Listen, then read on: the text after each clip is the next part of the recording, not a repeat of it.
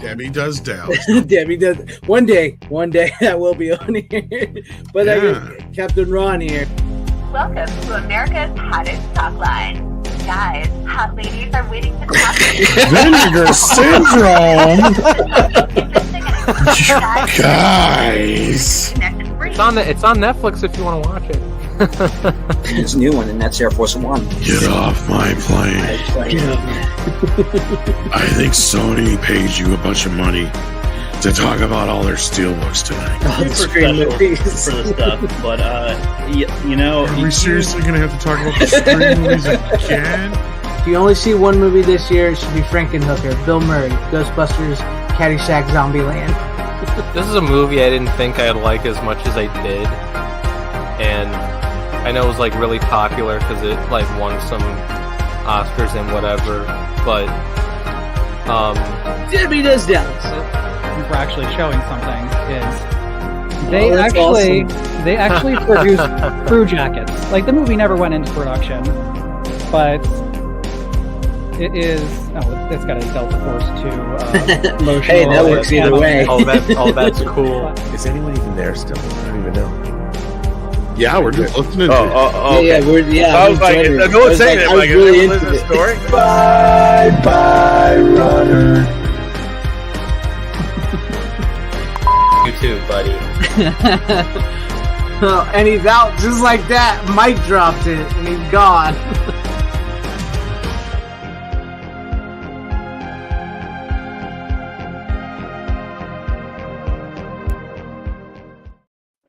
Hello, fellow followers. Welcome back to the Physical Media Show here on FanZcene Vids. And I promise you, we will not talk Scream tonight. I promise you that with all my heart. So nobody bring it up. But with me tonight, damn it, you just did. I know. I should have stopped right there when I said that. But with me tonight, as always, is Tom Connors of Midnight's Edge and the new runner, Rookie Critic. How you guys doing this evening, night, whatever time it is? Excellent. We're gonna need another runner. Runner. We'll see after today. We'll see with my picks. I think you guys will see. You guys will see an improvement. Yes, he's trying. Well, I told him we'll make a runner album yet. Yep, that's the idea. Yes, I'm glad to have you guys here with me as always, and I'm glad to have everybody out there watching, everybody in chat. Let's see who we got hanging so far. Style Section says, "Let's rock media crew." Welcome, as always. Hell, Anthony Draven, glad to have you in the chat. Cheers, Dalton B. Cheers to you. Cool Gamer, what is up? Hello to you. Adaptive Writer says, "Almost completed my Ernest VHS set." That's awesome. You know what I mean, Vern? Because those Ernest movies are pretty rare, actually. So on Blu-ray and VHS, sadly. Psycho Not Your Daddy. Howdy, how you doing? Hey, the Phantom Collective. That's Rookie, by the way. Hell, Tyrell72. Welcome. Hell, Victor Fontaine. Hello, fellow movie mavens. Let's get this party started. Of course. Who else we got here? Oh, we got Tim Hayes. What's up, Tim Hayes? Did I say Ace Hanlon? What's up, Ace Hanlon? If I didn't say you, if I forgot you. Corley and Rogue, welcome as always. And it looks like that's who's been hanging out so far. Make sure you guys, share out the link, hit the like button, and sit back and enjoy an awesome Physical Media Show. Now, we didn't do a 4K for you earlier today. There really wasn't too much. Well, we ended up getting, as this usually happens, we got some announcements after the fact where it's like, okay, great. Okay, well, all right. So, yeah, we did get a couple things, but if you wanted to cover those at all. Yeah, it was just, we got, it looks like we'll be getting, what's that movie? Oh, it was in my head and then it slipped. With Rick Moranis and Phoebe Little Shop of Horrors. There it is, Little Shop of Horrors. I'm sorry, I'm a little tired tonight. Little Shop of Horrors, Little Shop. One of my favorite fucking movies of all time. I hope it has both versions, but yeah, this comes via Bill Hunt. So very, this is in the rumor / confirmed category, whatever you want to call it, even though it was confirmed by Frank Oz at a screening last week here, he said, where yes, we'll be getting it in 4K next year. So stay tuned for that. So I'm excited about that. Unsurprisingly, we finally got an announcement for Varsity Blues. That's had a 4K master for like ever. Oh, I like that movie. Yeah. So that's finally coming. It sounds like that's rumor. It looks like Shout will probably be doing Darkman in 4K because, of course, I just bought that not too long ago. That's funny because I still have the old Blu-ray of that and a couple of Blu-rays where I've never gone to the Shout Blu-rays because I'm thinking those are going to get a 4K. So yeah, I have. I think the old Blu-ray and the Shout one, but I'm like, God damn it! No, of course. I don't even think I've opened the Shout one. Well, that's good. I mean, you might get some resale value out of that after you. I was thinking that, but like, I'm wondering if any shops will even bother to. Yeah. Anyway. If I knew how to do eBay, yeah. If we knew how to do eBay. Don't even get me started on Best Buy. I've got a Best Buy story. Oh, I'm ready. I'm ready. We'll get there in just a moment because we've got a couple more releases here. You've got Iron Giant also rumored to come out next year. Not surprised on that one. Let's see here. Elf is getting a collector's edition. It'll be the same 4K Blu-ray as before, but with some goodies and swag and a steelbook. So there you go. Oh, that's not bad. Blood Rain is also coming in the UK, it looks like, in 4K. Rookie's favorite. And ironic, following up when I did it last week. So yeah. The one movie that everybody's been waiting forever for, Indiana Jones and the Last Crusade, will be hitting 4K in December. All right, everybody, don't get so excited. I would, but you said it wrong though. You called it The Last Crusade. Did I? Okay, it is The Last Crusade. God damn it! It's the last hoorah. Well, okay. So we also got a rumor that they must have found the 4K, the negative for Ghoulies 2. Oh, that's awesome. Did you see this? No, I did not. Because this is a rumor, so take it as a rumor for now. Okay. But supposedly MVD is going to be doing Ghoulies 2, and if they that is bullshit. Like right after they. I know. Now that makes me wonder because they were saying they after they released, they were saying we couldn't updo the part 2 in 4K. We didn't have all this. We just and now all of a sudden they're saying we found it. And we got the right after the other one gets released, right? Just on the heels of. Yeah, I wonder if maybe the first Ghoulie sold so well they were like, Well, we'll see. We'll see what happened there. But no info on that. Just a rumor at this time. So it may not even come to fruition. Pretty Woman is also rumored. That's coming 4K from Disney. And yes, for those who may not remember, that was always a Disney movie. Yes. Yep. And we've got Cutting Class, which is coming from MVD. The color purple again. Of course, we now have a date. I believe we didn't have a date before, December 5th. And what else was there? There was at least one or two more things. Yeah, wasn't there like one more with Young Guns on 4K? Young Guns, yep. We got to look at this book. That was one we talked about rumors, but some of the ugliest fucking art. I know it was pretty ugly, wasn't it? It was pretty bad. And Lionsgate's not even doing like a slipcover deal with the steelbook. Oh, really? They usually did. You not notice that? Yeah, I don't know if you saw the. I saw the artwork, but I didn't really notice if it was a slipcover or not. Unless that's part of the thing, but it don't look like it. Here's the image here. Okay. Yeah. Because I posted that last week myself. Oh, yeah. It doesn't look like it's on there at all. Huh. They usually do. I mean, at least that's better than the other one, but it's still. I wonder if maybe the Want It poster is what goes over it. Maybe, but I don't see a slip anywhere involved in that. Yeah. That's weird. Exorcist Believer is supposed to be coming out on the 19th of December, but I've heard it's already going to be out on video on demand on the 24th. But hold that thought for just a bit. North by Northwest is also rumored to be coming. I would assume they're working on their next Hitchcock box. And Lionheart was the other one that was rumored for 4K. Along with, I believe we have Umbrella Entertainment is the one who is rumored to be bringing out Super Mario Brothers. I think that's all we had then. Yeah, because they did, Umbrella did the Blu-ray, the last Blu-ray of it. Yep. And of course, there's even more confirmation on Abyss, Aliens, and True Lies. Yeah. So stay tuned for those. Stay tuned. Everything. Stay tuned. Stay tuned. Yeah. So I hope everybody, there's something out there for everybody, I assume. Do you want to get into your Best Buy story? Does that go along with the picks you brought tonight? Kind of could. Also, Santa Claus, the movie, is going to be hitting in the UK in November. Oh, that's right. Yeah, it's coming to 4K, isn't it? I'm going to get that one, yeah. Yeah. I just watched that last year. Yeah, or you did too, didn't you? Yeah, we did it. It's just like the first time in like 5 years I had seen, maybe 10 years I had seen it. So yeah, some good news there. And then, like I said, Bill Hunt had the Little Shop of Horror news and a couple of the other ones. So yeah, cool. That's cool. But yeah, my Best Buy story. Okay, I have had 3 orders now that have not showed up. Really? Via FedEx, yeah. Now, 2 of them showed up as just delayed, and they just sat there and delay forever. So I got them refunded, what have you. Well, this week I was supposed to get Snow White Steelbook 4K. Mm-hmm. It said it was delivered today in Kentucky. What?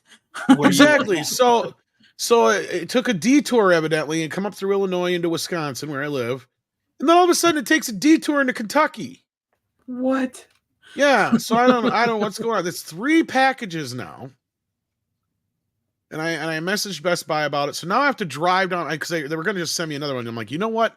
I got to come down and get Megan anyway on Steelbook because of I forgot to update my credit card, so it was out of date, and they canceled my order. And the only way I could get Megan on Steelbook now is to pick it up from the store. So I'm like, can you just add it to my order that I got to already pick up? So they did that nicely enough, but it was just like, so this is more of a FedEx bitch than it is a Best Buy bitch at this point. But yeah, I don't know what the fuck style section. I wish I knew the answer to this because that's 3 movies now that I haven't gotten because of them. So yeah, well, I mean, I ended up ordering them later on, but I still haven't even actually replaced one of them yet, I don't think. But it just pisses me off, especially considering that's the only way you can get some of those Steelbooks sometimes. So if I miss out and they fuck up, then it's like, what are we gonna do? You know, yeah, kind of thing. yeah, because then like once the Steelbooks are gone, they're gone, and you don't get them back. I mean, like usually. We found out with Valiant, who tried to get the Amazon in his Sleepy Hollow Steelbook, they canceled on him, so he had to go back. Yeah. So yeah. Yeah, because sometimes anymore it just seems to be like those sell out so quickly that the only ones who've been redoing them have been Sony usually. Yeah. At least Sony will, like, they'll do the Steelbook and then they'll. That was the other one. La Bamba was rumored again, but I'm not surprised because remember I've been bitching about that for a while. That's so crazy because like Criterion just released the Blu-ray of it, and then somebody's going to put out a 4K. Why didn't they just do the 4K then? Because you want to know why? I think that's going to be in the next Columbia box set. Really? You think makes sense? Yeah, that makes sense. Because Dr. Strangelove, they did the same thing with. Yeah. Where they released it Criterion. It was a 4K master, but a 2K Blu-ray, but then it was in the first Columbia box set. Yeah. Yeah. And there was one in the second one they did the same thing with, and I can't remember which one. I think it was Last Picture Show, I think. Oh yeah, I think that's what it was. Yeah. Who was that you that brought that one on? The third one. Yeah. Well, I haven't brought it on yet, but I've got it. But yeah. Okay. Yeah. But here's something interesting before we get into our picks from Andre Enrico. I hope it's saying name. Do you know the 1991 horror film Children of the Night, produced by Fangoria, and why hasn't it been released on DVD or Blu-ray? I actually don't think I know that one. I didn't know Fangoria was in the movie producing business back in the 90s. I thought they didn't start till the 2000s. Listen to them, the children of the night. What music they make. No, I don't even know this one. Yeah. Yeah, me neither. I'm gonna have to look into that one, Andre. Thanks for the heads up on that. I will look into that, and hopefully I'll figure something out. And that's funny you bring that up, Tom, because that just may come into play tonight for one of my picks. Interesting. I wish I had gotten to it myself. I know. I always think of the one line that makes me laugh from the Dracula Dead and Love It. Renfield, you asshole. That's like my favorite line in that movie. It's the most funniest line in the movie.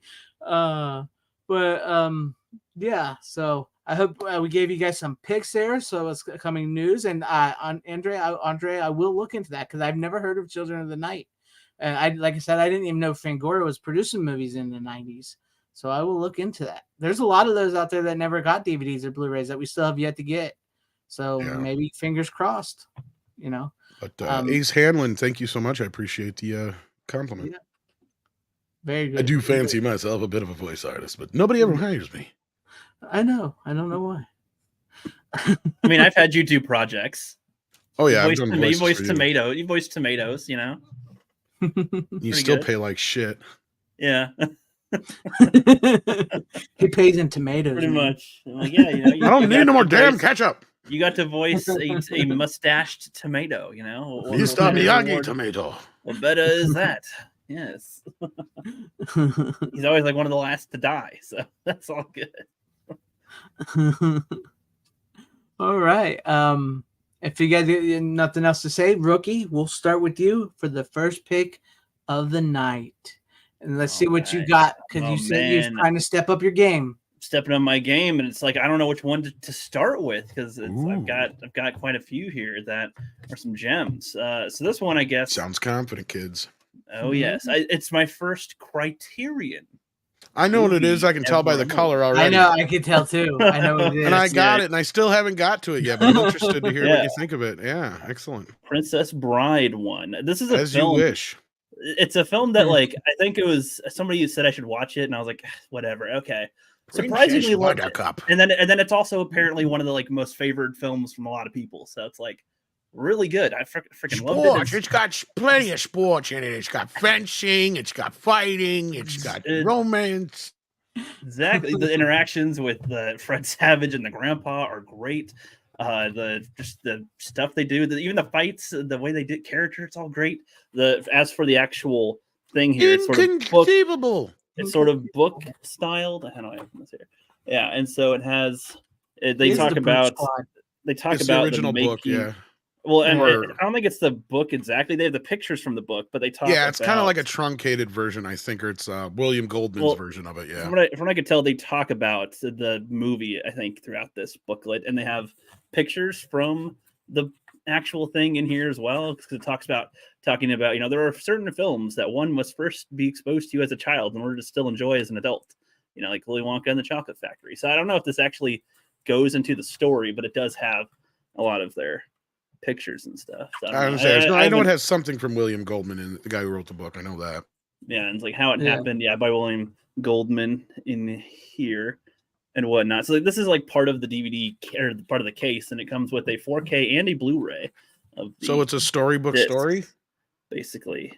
I guess so. But you don't remember the song. No, I need to I haven't watched this in a while. I need to rewatch it now. You know, but I remember loving it, and I was like, okay, this is a good one to get. And this is the most unique case I've ever gotten, because it feels like a book, and it's got some, you know, like 30 pages of a booklet in there with information on it, and it's got good.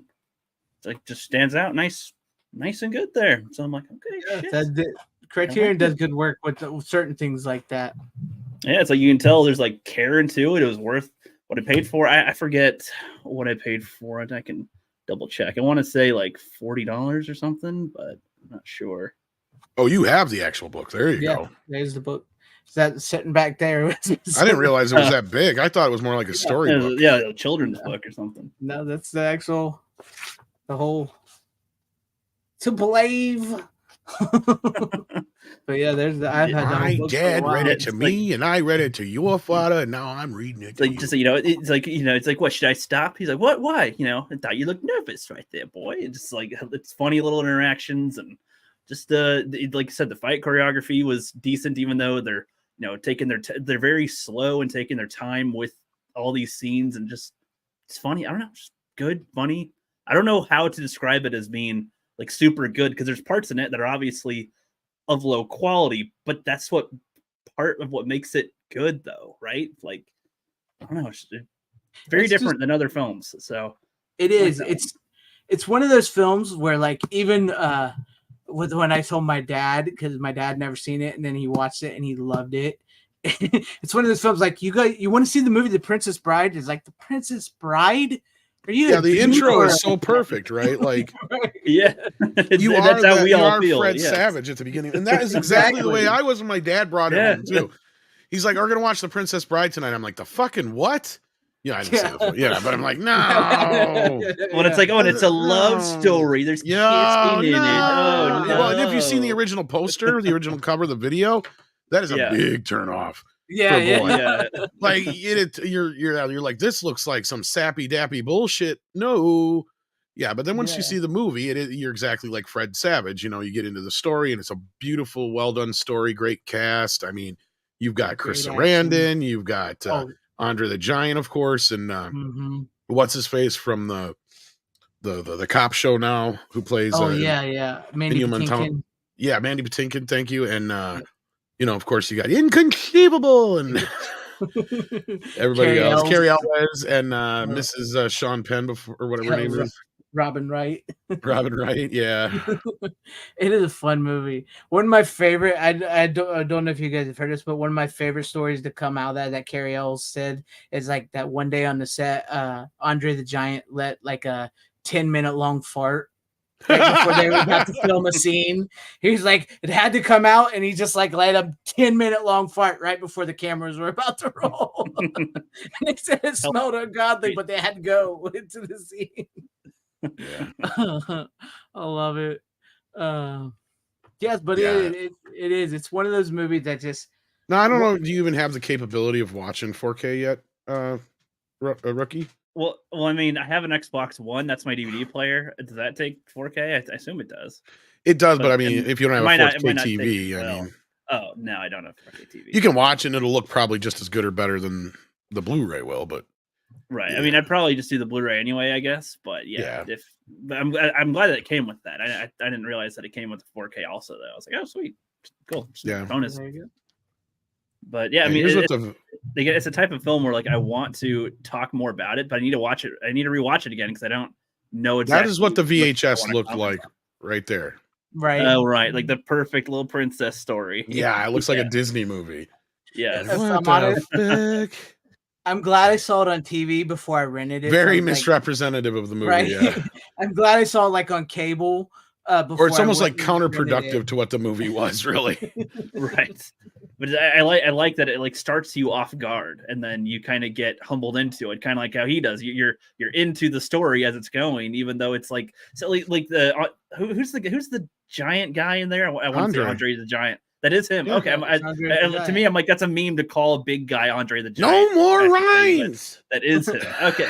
when he just like, they're like, nobody can hear you scream. And then he just like pokes her with his thumb. It's just like, okay, that's somehow funny. And then it's like when they're fighting, he's like, are you okay? You're doing pretty good. I want to give you a head start. Don't want to hurt you. It's like, just, I don't know. Like Christopher Guest, of course, is the six-fingered man or whatever. Yeah. Great. It's good. Oh, hey, Reiner. What's up, broski? We are brothers in noobdom. Running out there. Yep. Back when Rob, that's the thing about Rob Reiner. Dude knows how to make a fucking movie. He does, right?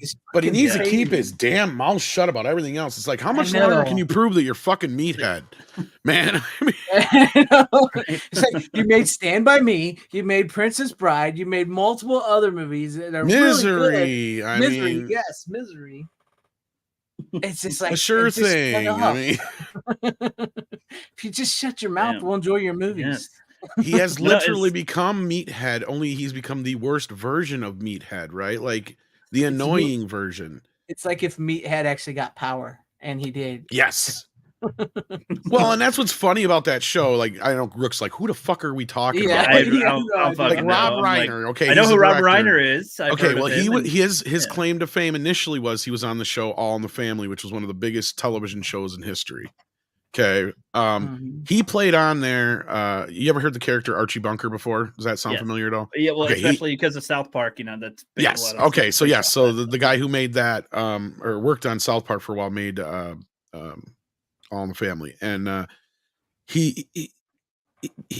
had the son-in-law, and that was Rob Reiner, and his character was a complete and utter lefty nut job. But the problem with the show was the show was initially supposed to be the kids being the hippy dippy kids, all about free love, all the good stuff about the politics and all that business of the 60s going into the 70s and whatnot. But of course Archie's an old school guy. But he always called him Meathead. So that's where the name comes from. And he goes, why, Archie? Why do you keep calling me Meathead? It's because you see the top of your head? You ain't got no hair. It's like meathead. That's why because they always called him that down at the docks. That's what you learn later. But that's the thing is, people fell in love with Archie and they ended up hating Meathead. Right. Right. So it's hey, it's supposed to be the other way around. And because they present Archie as this, racist, bigot, stuck in the past, boomer, literally boomer. And Rob Reiner's supposed to represent the youth of America. And it just didn't work out that well for him because everybody fell in love with Archie. That's really what it was. It always works that way because they always think, the idealistic guy, he's the one that everybody, and it turns out no, it's the person that you can relate to is the one that's more down to earth, more to be honest, like that. he's not because even though Rob guy. Reiner was right most of the time, the beauty of the show was just how it was like you learn 9 times out of 10 Archie's prejudice or problems or bigotry were always rooted in something, right? So the show was generally about getting that out. And then in the open, and then generally by the end of the show, it's kind of worked out. And Archie grows and becomes a different person over time, and whatnot. But that's where the character comes from, and he's always been that way. That this uber just out there fucking mouthy fucking. Wait, so did Rob write that show too, or did he just? No, he was just on it, but he was like the perfect role for him because that was him. And what's funny about the show is they made him out to be an asshole by the end of the show because he ends up leaving Gloria and shit with a kid and everything. It's hilarious. Yeah. Oh, man. So they make him out to be this real asshole by the end of the show. Turns out he was really that guy.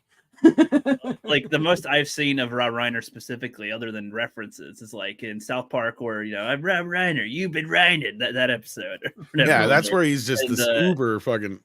Just political bullshit. Did you guys see the trailer for the upcoming South Park? Yes, the Panderverse. Oh, your favorites. Oh my god. I told you guys they're back. Oh man. They're never gone. They just wait. They're just there was a patch there after there was Trump. There's a patch where they weren't as great, sure. Well, and it was because they were expecting just like everybody else for Trump to lose and I know exactly what you're talking about. And so those couple yeers there were really kind of tedious to get through. But once they got to the streaming wars, they hit their stride again. They were around and they were refinding their stride after that pretty easily. They're okay. We need to go back to some of our the streaming wars is where it was like really back, and then this last season was hilarious. So I can't wait. To see they were stuck on the weed farm for a little too long for me, honestly. But but some of that stuff was still good though. It's like I don't know if the weed farm's going anywhere because it's such a big industry now in Colorado, but you never know. But anyways, I think they're still on there, aren't they? Princess Bride. Princess Bride. It's one of those films that I think I could watch it at any point in my life and still enjoy it, kind of a movie. That's like a definition of timeless movie. Oh, absolutely. It definitely is. Legitimately, you can like the book. You can pick it up at any point and just get into it. And it's a very inclusive movie before it was a big fucking deal, right? Because this is a movie that has fun with the fact that girls will love it instantly just because they know it's a movie about a princess, right? Yeah. Men and boys, I should say. Yeah. Like boys, on the other hand, they are Fred Savage in the movie, and that's the beauty of it. This is a movie where you can watch with all ages of kids. Doesn't matter if they're boy, girl, or whatever. I don't hate saying that kind of shit, but you know what I mean. Like it's just a matter of everybody can enjoy this. It's good family entertainment. We don't get movies like this anymore. This is what I was griping about Renfield. Did you see my post on that, Greg? I did not actually. Okay, because I can't remember who the fuck did a review of it, but I reposted it offhand, and I apologize now because I'm just drawing a blank. And I said this is kind of the thing that bothers me is that Renfield was really good. It was really fucking funny. And I loved it. But you know what? I would have loved it even more as a younger kid. Why is there not a PG-13 version of this movie? I know it goes against everything that, I feel. But just thinking about it, like, this is the kind of movie the kids don't get anymore if you just cut down some of the gore and shit, right? To where it could get a PG-13. Like, PG-13 doesn't work like it used to. We used to have shit like, I'm pretty sure Lost Boys was PG-13, wasn't it? I was going to say.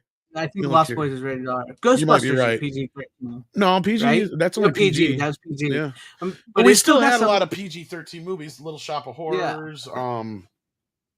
There was a few there where PG-13 worked. Yeah. You really couldn't. You really wouldn't need to cut out too much because it's honestly, other than a certain scenes in Renfield, it's really not that. That's what bad. I mean. It's a very sweet-hearted kind of movie at the core of it, to where, like, yeah, I feel like if you just cut down some of the gore, like, I kind of was surprised it was rated R when I walked out of it. Outside of it does get excessive at times. I mean, I understand that. Yeah, I'm just kind of going, why didn't they just try to make this PG-13? I'm like, this just totally fits that space, right? Like, they don't make those kind of movies for kids anymore. They're all taken up with superhero movies now, it feels like, they are. or You know young what I adult think they were novel trying- shit, and that's about it. Yeah, I think they were trying to hit the counterculture a little bit with like the horror fans by making it rated R and bringing in Nicolas Cage. So they expected something a little wild.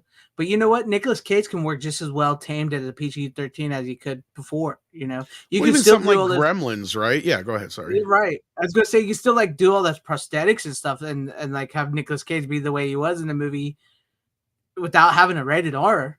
Yeah, I mean, you could even now probably do a version, like, you could have even done, I feel like you could have done American Werewolf in London a few years after they did and got away with doing it PG-13.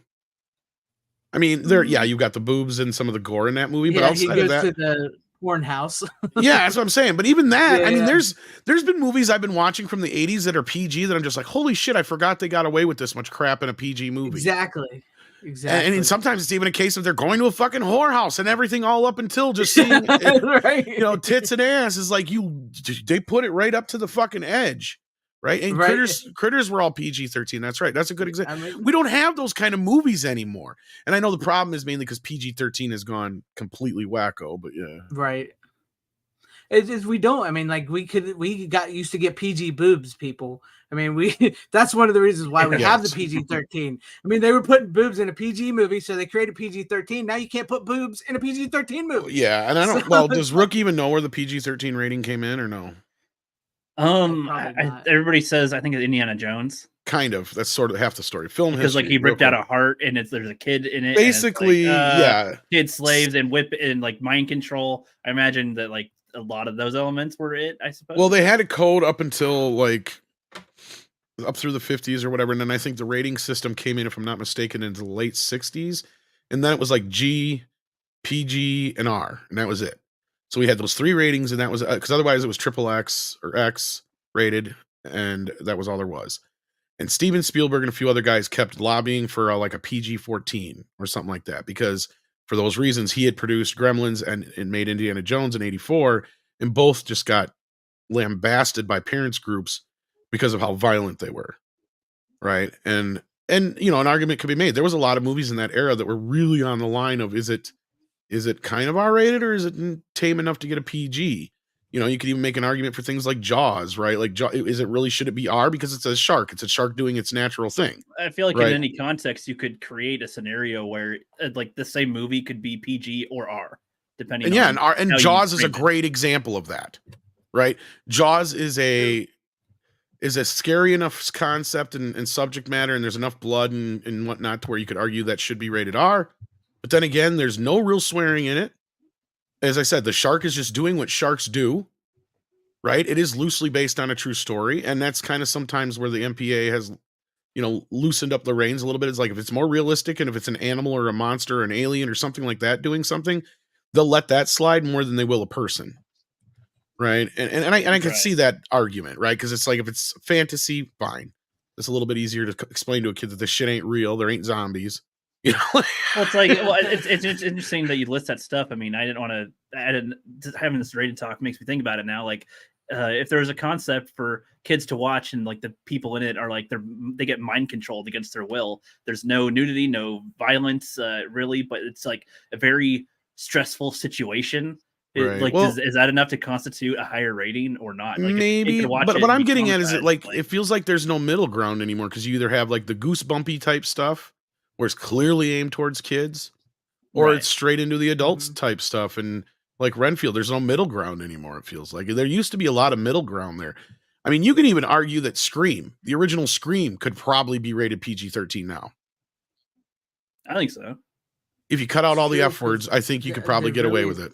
I mean, I guess it's the kind of thing where I'm like, why does the cursing make it that? Because taboo? of prudent. I mean, we've always been that way. Well, it's like have you seen the South Park movie? Yes. Yeah, I love South Park. Yes, nudity and violence is fine as long as they don't say any naughty words. Rook, don't you get it? Yeah, I've seen that. I've seen the episode as well with the ninjas, and they're like, and that whole movie was them commenting out. on the stupidity of the PG-13 rating and R rating at that point. The title, Bigger, Longer, Uncut, was, I think they were trying to name it something else, but they wouldn't let it happen. It was supposed to be called South Park Goes to Hell, yes, but they wouldn't let them call it that. I thought they were trying to make like some type of penis joke, and then they weren't approving. Oh, they did. That was their retaliation. And then they made the Bigger, Longer, Uncut as like a thing. Yeah, no, what it was is it was originally called South Park Goes to Hell, but because of that hell being in the title, they wouldn't be able to advertise it before 9:00 at night. And so they changed it, and I can't remember what the original title was, but you're right. It was something similar to what it is now, but then the MPAA said you can't have that. You got to change that. That's too obvious. So they changed it to Bigger, Longer, and Uncut, and they didn't notice. Yeah, it was like, oh crap, they slid one under us. But that whole movie was them sliding one under them, which is brilliant about it. But it makes me wonder, like with the rating system, should that be something that's enforced in terms of who may or may not watch it, or should it be a thing that informs you that if you watch this, these are the level that it's rated? Like, is the debate that has been going on since the inception of the whole rating system. Now, basically, the way it's supposed to work. And that's a good question, because I don't think legally they can only do certain things on that part, but like it only seems to go in phases. Like once in a while something will happen, like a kid will pull a Columbine or something like that, and then all of a sudden they start worrying about how old these kids are when they get into movies, and then after a while they don't give a fuck.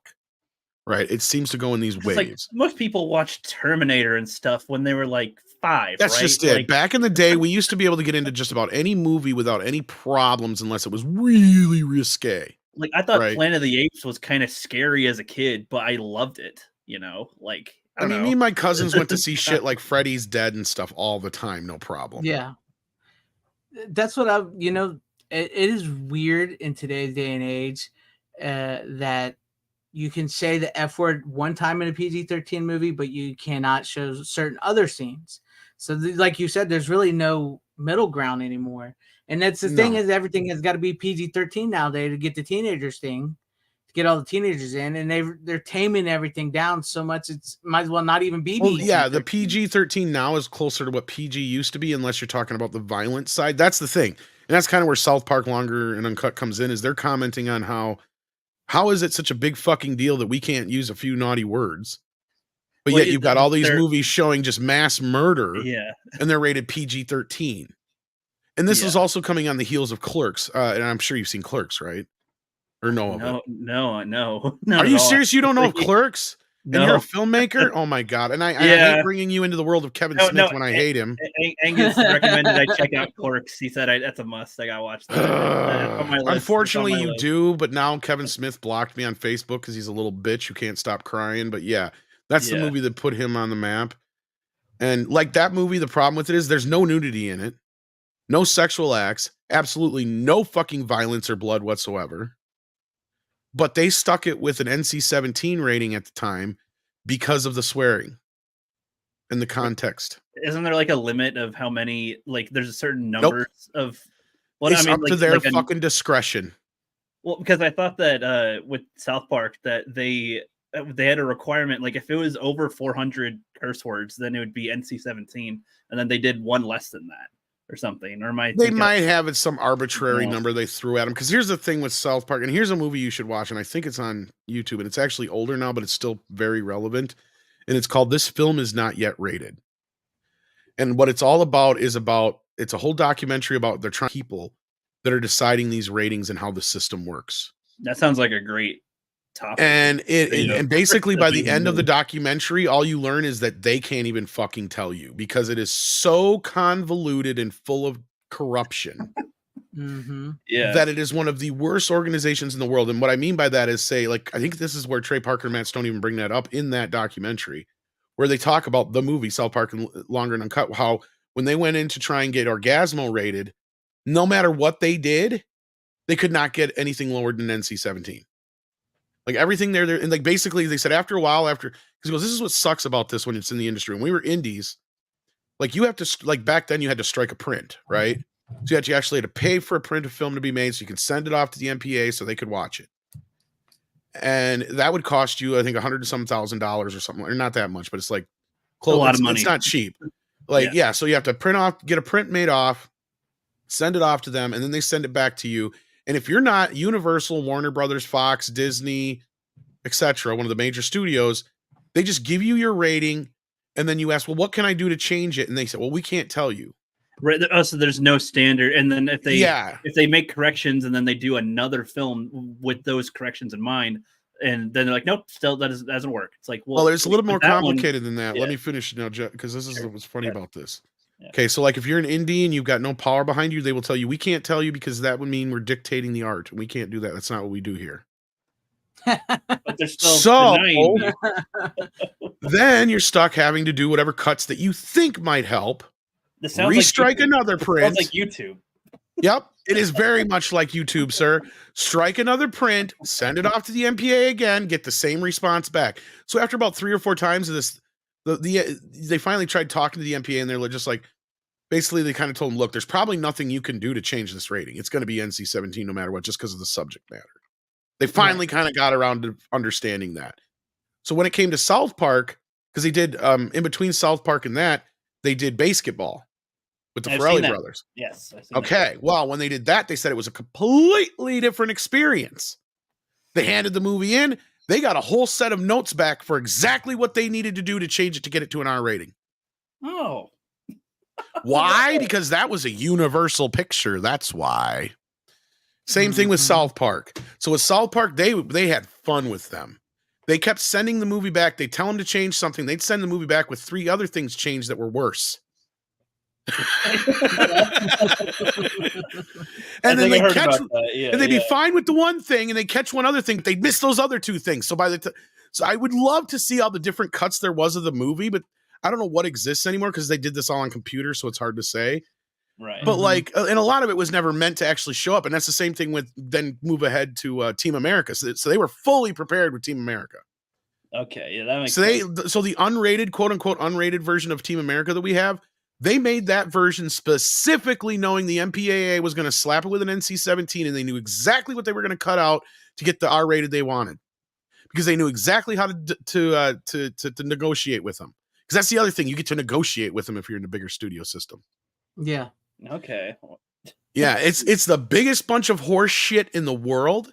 And then also these people that are supposed to be a part of the MPA are supposed to be parents with children and all this other stuff. They come to find out most of them were like in their 50s or 60s and their kids weren't even living with them anymore and shit. Yeah. Yeah. Yes, the MPA system is compromised. It's corrupt. It's compromised as fuck. Sounds just like YouTube as far as yes, you cannot trust it, Rook. Not at all. They give no specifications on what to do to fit and not get struck with things. It's like, so go back to when the PG-13 rating was first introduced. There was a little bit more clarity into what was what, right? You had in your PG movie, you could say up to like 1 F word as long as it wasn't in a sexual connotation at that point. But then all boobs and everything else moved up to PG-13 pretty much, unless they were in a non-titillating manner, right? Mm-hmm. For instance, have you ever seen Clash of the Titans? Yes. Okay, in the beginning of that movie, that's only rated PG.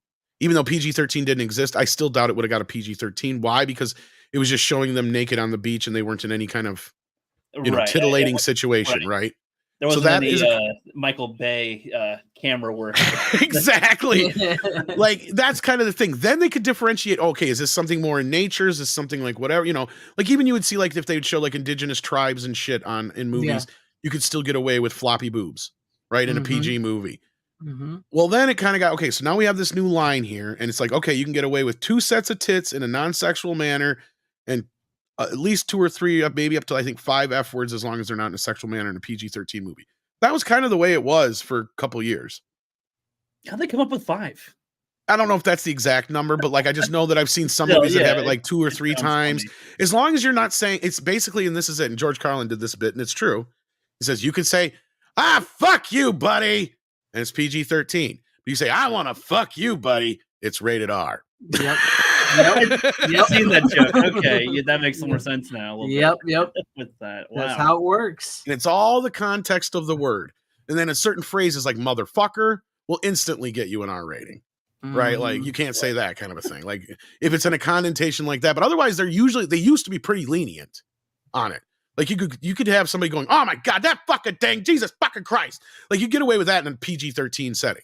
Yeah, because none of that is really in any way like, hey baby, I'm gonna fuck you. It goes over your head if anything because they're in. Well, it's an exclamation at that point. It's not really. Yeah. It's not presenting a sexual situation, and that was the thing. The MPAA was always more touchy about sex and words than they were about people getting killed. What if somebody said that they wanted to make love together? That's fine. Okay, you can get away with that in a PG. But that's still sexual context. Well, actually, this kind of segues into my movie. Should we do that now? Actually, might as well.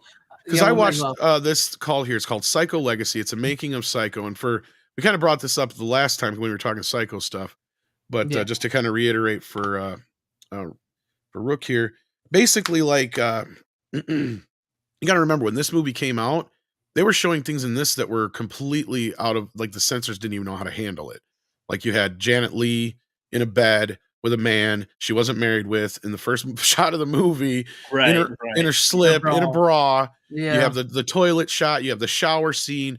All these things were extremely out of, character for the time, to where now those things would be like, you could show this movie completely uncut on television, no problem.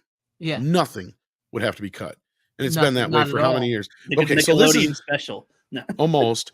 I mean, it's almost like Goosebumps style at this point, right? Like, but no, this here was a documentary I heard about, and I wish I hadn't spent the extra on a Blu-ray version of it, because it is literally standard definition 4:3 framed. Oh, it's not even like and you can get it on DVD for like $8.99, I think.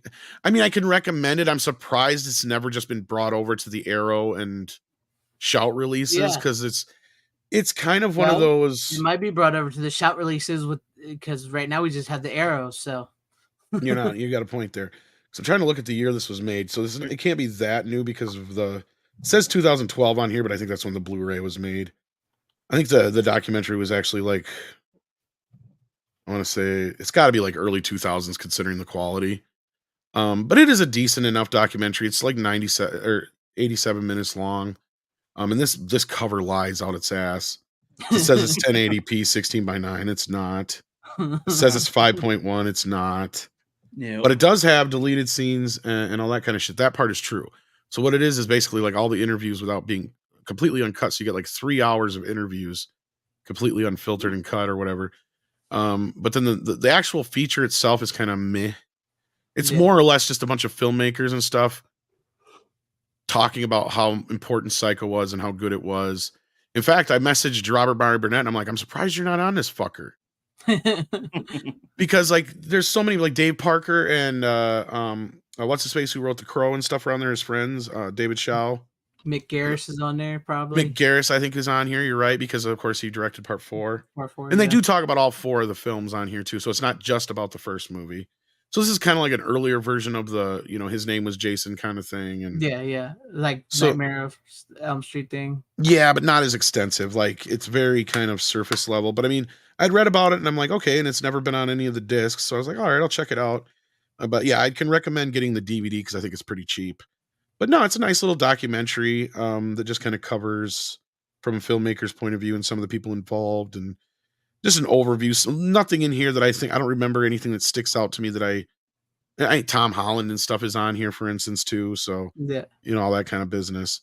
But again, nothing that really kind of stuck out to me that I didn't already know. So maybe that's another reason why it's not on those discs. I didn't want to spring for it, considering it's all stuff that's been covered in other places probably. But no, I could kind of recommend it. Just don't get it on the Blu-ray import because it is region locked as well. Yeah, I'd get the DVD. And like I said, you never know, it may end up on the Shout Factory special features if they make it. I'm surprised that it hadn't. I mean, considering there's nothing on their special features for part 4, you would think this would be a perfect thing to kind of you would think throw on with that, especially since it's just like kind of a whole like history of it. It's all standard def. You could fit it on a Blu-ray, no problem. Mm-hmm. Even the uncut stuff with all the 3 hours of just interviews. Yeah. Well, that's interesting that they give you like the whole interviews uncut. I like it when they do that. I do. I mean, even if it's not everything, but it's a nice like you know, it doesn't feel like you're being rushed through, and then some stuff that didn't necessarily make the documentary that's kind of interesting sometimes seeps through. So I didn't get to watch all of those. I only got to watch like an hour of those, and before I guess, only got so much time to watch all this stuff, guys. So. Believe me, I know what you're And I would talking love about. to watch every single special feature and all that kind of business. I just don't always get Yeah. the time, unfortunately. But yeah. Once we get old, we'll be able to go through them. Yeah.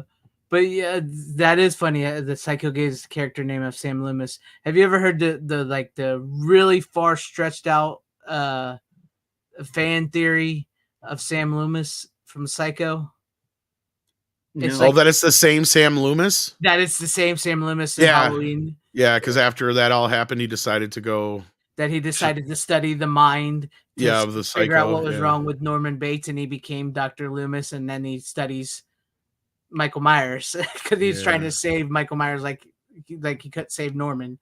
So I mean, it's funny theory, but I'm going to ask you this, Greg, because I know Rook wouldn't get it. But do you know there's only one time in the entire series where the word psycho is uttered? Do you remember what it was and what character or at least actor who said it? Isn't it in part 2 and then her sister in part 2 when she's unless she says it too, but that's not what I'm thinking of. So I don't remember anybody else saying it ever. I'll give you a hint. Come on, pick up the knife. Come on, psycho. Oh yeah. What's his name? Dennis Franz. Yeah. I knew it was from part 2 because I remember hearing it in part 2 because I just watched them. Yeah. As far as I can remember, that's the only time in the entire franchise that the word psycho is ever uttered.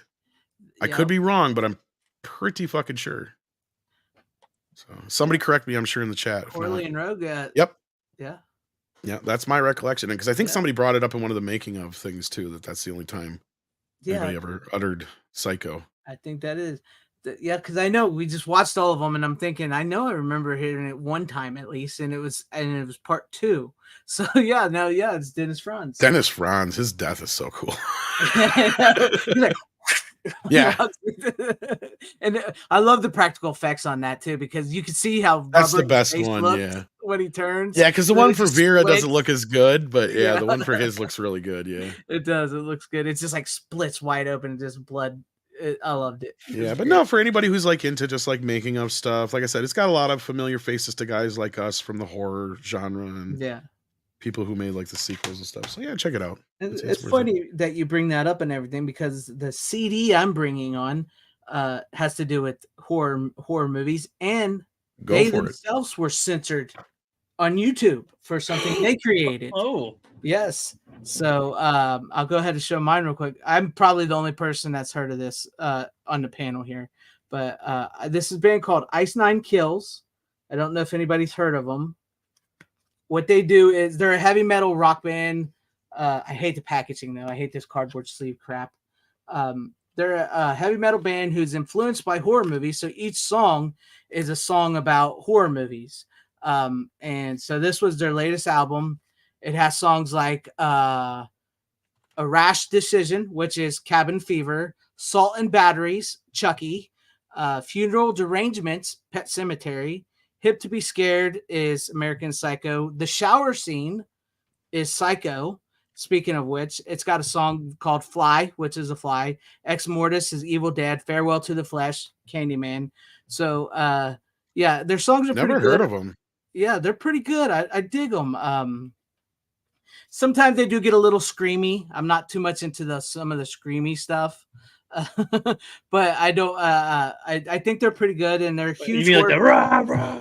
Yeah, sometimes they'll look at and it's like, I mean, cheese for cookie. That's good enough on me.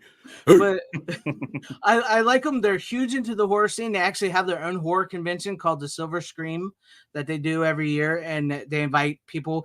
But they've been doing these series of music videos that like old school, like MTV style music videos where they release them on YouTube and they connect. The whole story connects. It's telling a horror movie as they're singing about horror movies. They have Chop Top Mosley, Joe Bob Briggs, Carlos from Nightmare on Elm Street Part 6, the chick that played Laurie Strode in the Rob Zombie remake, the guy that played Leatherface in the Leatherface remake.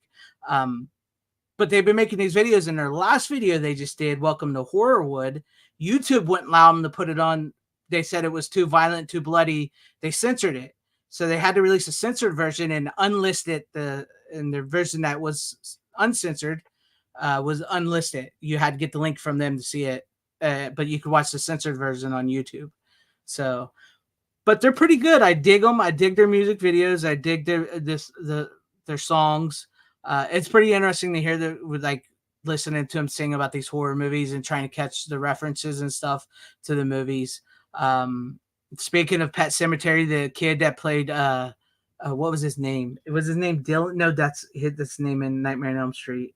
Gage. The kid that played Gage is actually in their music video. He runs over the Miko kid. Hughes, yeah. Yeah, Miko Hughes. He runs over the kid in the music video for the Pet Sematary Funeral Derangement. He runs over the kid in the movie driving the semi truck. Well, I think you got ahead of me, but yeah. Yeah, I did because I was just spoilers. But I just figured I'd bring this on. I didn't get a chance to watch an extra movie this week, so I thought since it's Halloween season and stuff, and these guys sing about horror movies, what better? It's a good CD to bring on. But I do recommend them if you like rock. Sometimes, like I said, some of their screaming gets a little like you don't need to scream like that. You got a good voice. Calm it down a little bit. But we're just old, dude. Yeah. No, I mean I'm young. I'm the same way though. I'm like I don't like hearing them in my ears. Like no. The best song on that album, I would have to say, is the shower scene because it's the song that they sing that is the most clear without screaming, and that's the Psycho song. So that's a good one. I dig that. I dig that song. But yeah, check it out. Like I said, speaking of YouTube and censorship, they were censored. This is a major label rock band who was censored by YouTube. They were not allowed to put on their music video because they explode some heads. People get shot. People get cut up by chainsaw. Kid gets ran over. So they got censored on YouTube. So oh my gosh, yeah. I feel like that's something that's happened a lot with rock music, especially for the longest time though, right? Weren't they always kind of the hippies? Like, would they be for it or against it? The rock stuff or like something. Well, the rock band just be the rebels. They wouldn't do what the government tells you. They wouldn't tell you they wouldn't side the anti-establishment. Yeah, you're right. It was either side. They do what they want. Right. Okay. I'm trying to remember my past here with this. Trying to remember history with this. So learning is like there's the comics and music and rock especially was like a big no of like it's evil or something, right? I mean, of course, you'd have some of like the hippie bands with like peace love stuff, and then other bands would be like this. But most time rock bands, music industry, they used to rebel. Now they're like government stooges. It's crazy. What a reverse world we have entered into. I know. It's insane. What is this? It's from Scott Hughes. Have you checked out the album by Ice Earth called Horror Show? Each song is about a horror movie from the classic Universal Monsters. Ooh, I have not. I'm going to have to check that out. Thank you, Scott Hughes. I'll check that out. What's it called? Iced Earth. Okay. That's weird. Ice Earth and Ice 9 Kills. There must be some kind of connection. Ice. Yeah, like the Universal Monsters in the 80s and 90s horror movies that influenced these people. That's pretty interesting. But yeah, there's my first CD of the pick of the night. But seriously, check out some of their music videos, if you can handle it. I think they're pretty good. I like them. It's not so much screeching, but sometimes they do the and I'm like, okay, but other than that, I do. That's the part where you put the headphones out of your ears for a few seconds and then put them back in, right? Yeah, right, yeah. But we'll go to you, Rook. What's your second pick of the night? Since you brought your game face. Yeah, well, it's funny. Like, I really didn't plan on this. Last week, I went through all of my physical media and looked at them while I bought some new stuff as well. I picked out some of my favorite things I was going to show. Not knowing what we were going to talk about today, I picked out South Park. I picked out Bigger, Longer, Uncut. He is Runner. He is Runner too. I didn't plan on having us. No, but he did it perfectly though. See, he did it better than Runner did. Yeah. So no, freaking love South Park. It was one of those movies. I think I was in middle school when I first heard about it. It was probably a couple seasons in at that time, and in 2005. Yeah, it's quite a few seasons into. Yeah, I think that happened during the third season, if I remember right. Yes, it's season 3 going into season 4, and but like just people, my classmates would talk about South Park all the time. They'd be like, they killed Kenny again. Like they just say the most basic references from the show and like mimic Cartman a little bit. And then I see a glimpse of the show and I was like, God damn, fuck that down. But then sat down and watched an episode or two, got hooked forever. Of course, and freaking just love it all the time. There's some episodes aren't. This is one of the only shows where like 99% of it is fucking great in some way, shape, or form. And even if there's like certain parts and certain like even in their bad season, there's some good stuff in it. Even though the majority is not that great. But the movie itself, I was hoping there was like a better, like I was hoping there was a version that maybe had a lot more behind the scenes stuff with it. This has some special features on the back, but. It's like interactive. That is one of the original DVDs, and whatever. Man. That's old. Yep, widescreen DVD collection. This movie alone was hilarious. That was from when the movie came out, dude. Yeah. Yep. No, the Blu-ray has one extra feature on it now that's not on the DVD, and that's it. That's the commentary with Trey and Matt, which it is kind of worth it. I might get that one then, because I got this a few years ago, so I didn't actually go and seek this any new versions. Oh yeah, no, like I said, that is an old ass DVD, my friend. That is one of the first DVDs I ever bought. Yeah, freaking, I love it. I've only seen the movie a few times, but it's stuck in my head. The songs are in my head, just all of them. Cause Mom's Big Fat Bitch, of course. The Blame Canada, who can't get Love With That? What would Brian Boitano do? Just these random songs they make. This whole time are great, and as we're talking about fucking face, Uncle Fucker. As we're talking about censorship with it, I mean, yeah, the whole thing is about naughty words. They want to basically cancel, and not only cancel, they want to kill Terrence and Phillip for all the Baldwins are dead. Spreading naughty words to their children, and they can't have that. And they get the child blocker? I don't remember what they called the chip that they put into Cartman that ends up giving him like powers when he uses it, and when he curses a whole bunch later and is able to battle Saddam or whatever. It's just freaking great. Fucking Windows 98. What was that? Get Bill Gates in here. Fucking Windows 98. Yeah, exactly. Yeah. And Chef and the military has the support, the SHIELD team, the human SHIELD. What? Get behind the dockies. Black people. It's like, oh my gosh. Use your people gonna die. The whole I can quote that whole fucking movie. Chef, where can we find the clitoris? Why do kids always ask me this stuff? Get me in trouble again. Even the very beginning, with the intro song to it, and he's just like strolling down the street, and he's getting together with his friends and whatnot, and it's just like another sunny morning in this quiet mountain town. Exactly, and then they start the movie. Can we 5 tickets, Terrence and Phillip, fast as fire, please? No. There's like what? Like just right away into the thing, just. One of the best little starts to a movie. Just like it's one of the films where they're so aware of what people think about stuff and can represent it well and have a story play out and be just funny in so many different ways. Freaking, they had a whole season where they were like #cancel South Park, and like they do a lot of references to themselves in some of their stuff. They're like, we just can keep on doing this over and over again and whatever. Then something else comes up, they go right into that. Yep, go into it. It's one of the ones where can it get too old? Like, can South Park get old? No, it does have dips a little bit, but it comes back. It's never died. I was gonna say, I predict that Trey and Matt will be doing this show until they die.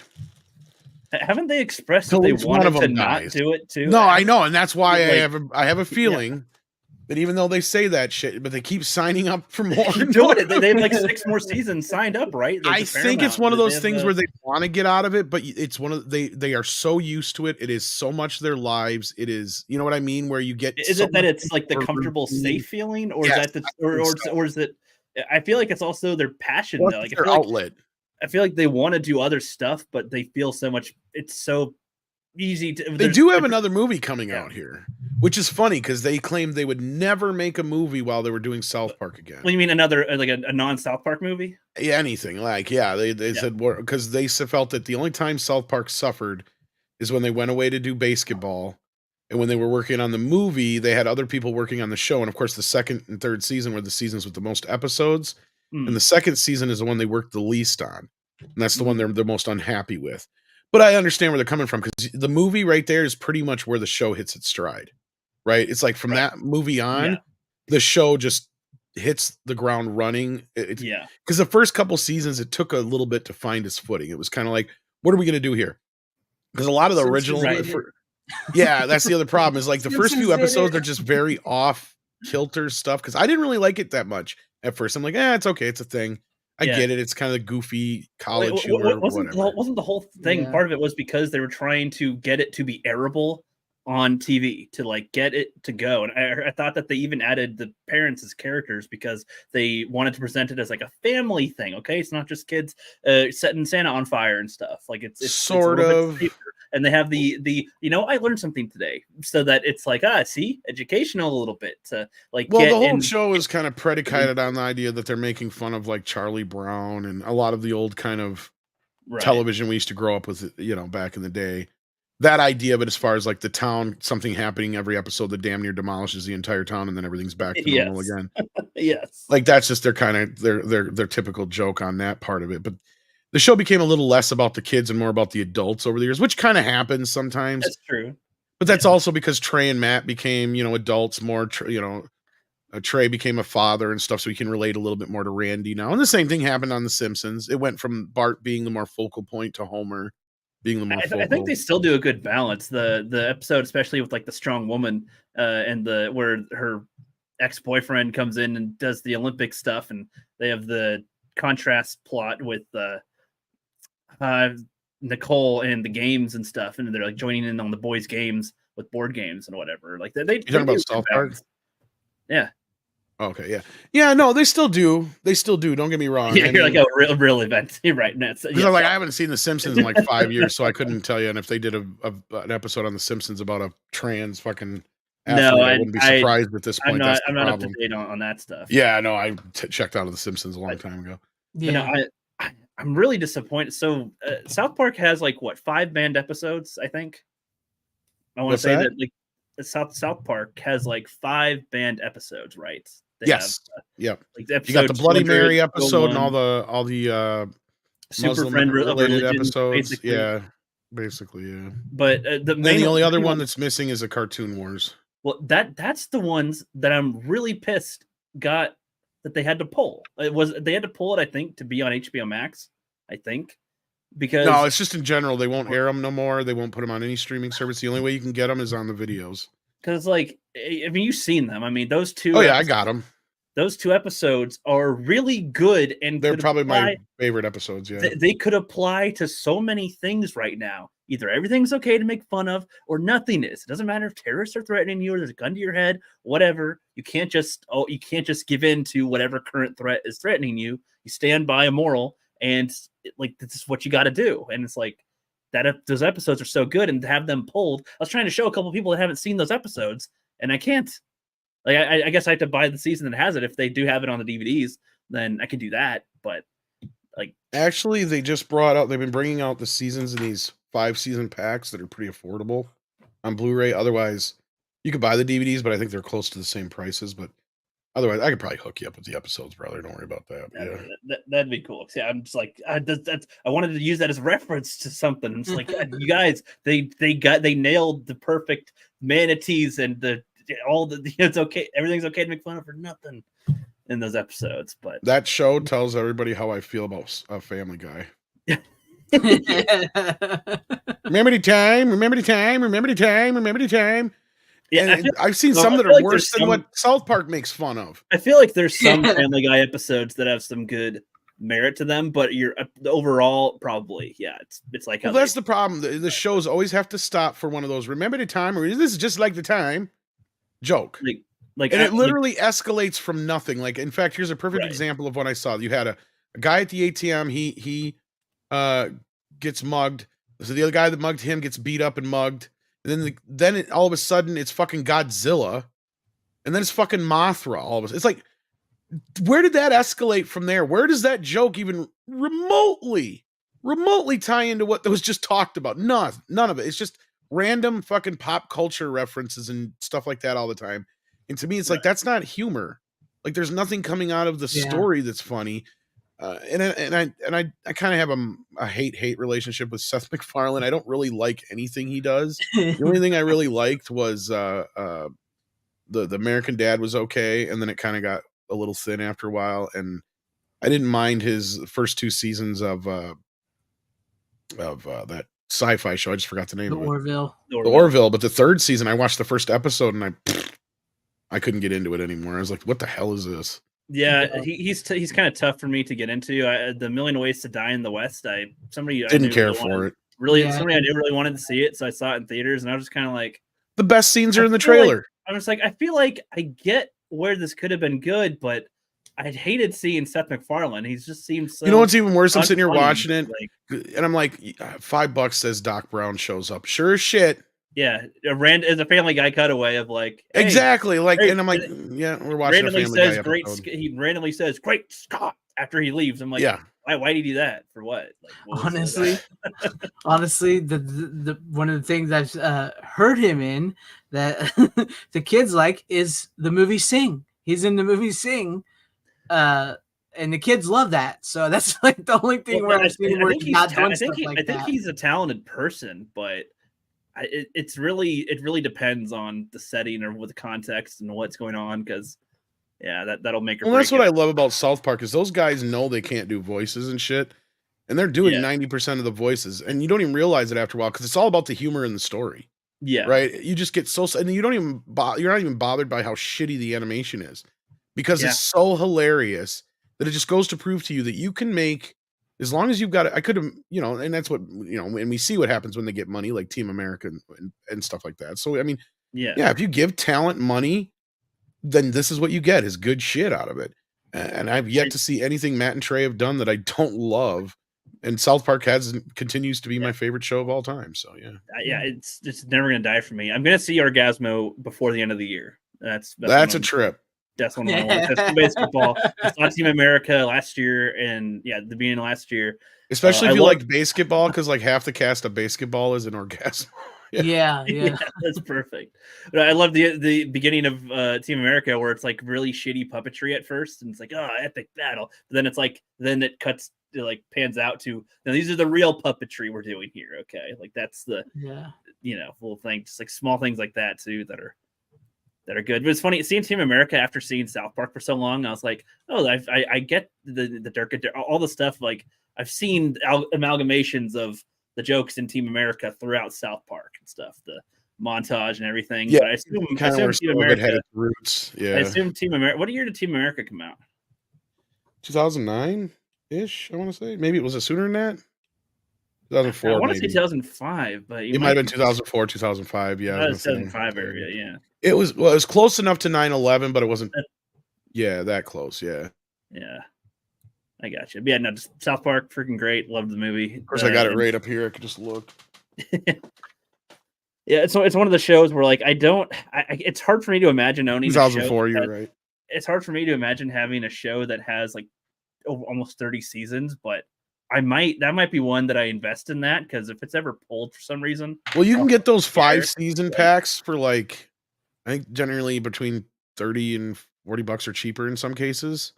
It might be one that I slow build, like I get every now and then. And I can kind of give you an idea of which ones, because like the Cartoon Wars, I think would be in the set they just brought out recently, if I'm not mistaken. I'd have to look, because that's episode 200. Are there some versions that don't have the Cartoon Wars? No. It's just they went and took it, because here's what happened was they had them all originally in separate seasons to buy. And years ago, they started bringing them out in 5 seasons, but they were doing it so fucking slow. And I'm like, well, maybe they're not going to do it with, all of them. So I ended up buying, I bought like the first 2 sets, because they didn't bring any out for anything after that. They just had the first 10 seasons out on that set. And then so I went and bought all the other sets, like from season 10 on up. And then now, like in the last 2 years here, they brought out volume 3 and volume 4, I think, which is up through season 20 now, I believe. Oh shit. Okay. So like for what I paid for like 1 season is like half of what you can pay for like 5 seasons. Does that make sense? Yeah, I got you. Yeah. So I'm kind of pissy because I pay like $20-$30 for a whole season almost in some cases. And you can get these sets when they're on sale for like $30 themselves. But the best thing about South Park is the farther they got down the line, the less episodes they do. So the season sets were only like ends up going about 10 episodes a season, $14 to $20 a pop each, and that's about it. So yeah, I'm not like too pissy about it, but it's kind of like it'd been nice to have the uniformed box sets. But at the end of the day, it is what it is. I didn't want to wait, so. I know but the discs are exactly the same. The only thing that's different is just the carrier. Like it's in one of those big plastic, like where you put a bunch of discs in a thing. Yeah. Yeah. Brian Barth, I think they just mentioned that earlier that they are possibly. They have one coming for is it Paramount Plus or I think it's Paramount Plus. They're paired with Paramount Plus, so I'd assume it's for that. They got a movie coming out. I don't know anything about it really though. That's the thing. And because that's the funny thing is they said they'd never make another movie while they were making South Park.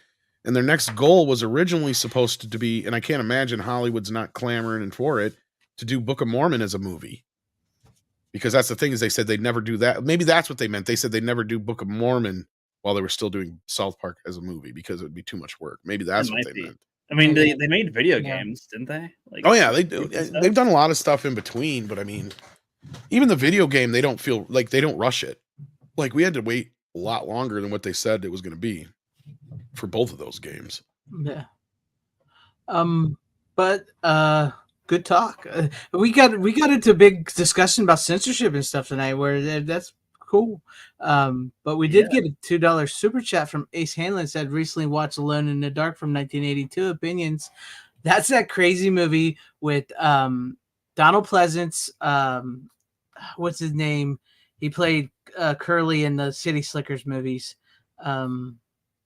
Oh yes, I talked to Robert Shea about it. Yes, I have it, but I have not watched it yet. That movie is crazy. It is funny as hell.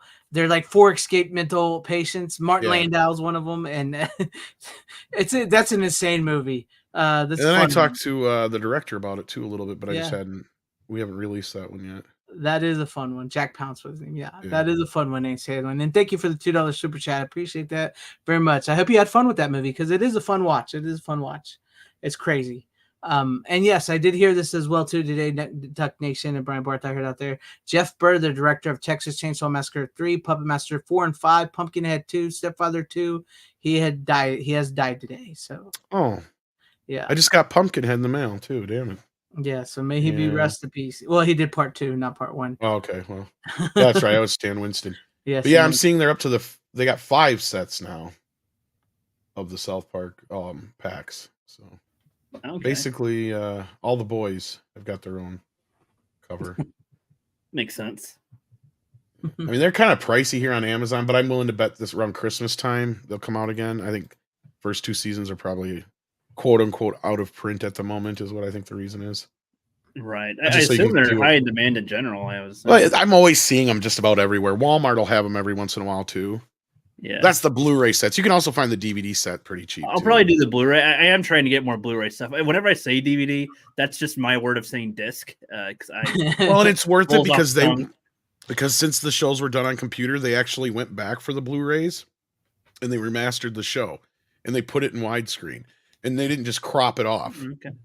They actually re-rendered the whole show in HD and opened up the mat so you could see more on the sides. It doesn't really, there's nothing really added to it, but it fills out your TV and it makes the earlier episodes more in line with the later stuff. Did they add in Imperial Walkers and Dewbag Lizards too? No, but they should have. They actually kind of do that with that one episode, though. If you remember the first episode ever when they did the special edition of it. Yeah, when they went back into it or whatever. Like, it was like, they did that kind of a joke with it. But yeah, this is the sets you can find out there now, generally in circulation. So you might even be able to find them at like a used shop. So, yeah. Those are my recommendations, and you can get up through 25. I'll definitely start season 25. I'll definitely start collecting those because they're on season 30 now. I think so. It's hard to tell because they keep on doing the movie. I know or the special, so I'm kind of like confused on. Well, that's because that's the thing that's true. We reset a new season. It's not a new season come out. They got another movie coming out. Yeah, but I mean, I kind of in a way I like that they do that, but I do prefer the episode formats. Well, that's why Paramount's getting sued by Warner Brothers, but they're. But it's like I wish that they make one like bigger, longer, uncut, where it's like that much commentary, that impactful. Like the ones they make now are fine, but like this bigger, longer, uncut, so much impact. Like I don't know why they have never done anything more to it. And even on the commentary, they say that there's not really much to show. So that's why I'm curious how much they really kept, or like maybe the old stuff's on like old hard drives or something they can't access, or just is not in a form that they want to show off. Right. I don't know, but they I mean, I wish there was more to their special features on that, but the fact that we get an entire commentary out of them says a lot, because once you start getting the season box sets, you'll see what I mean. they started off doing full-fledged commentaries, and then they get to a point where they're like, look, we know people don't want to sit here and listen to us forever. In fact, it's more like we don't want to talk forever. So we're going to do called commentary minis.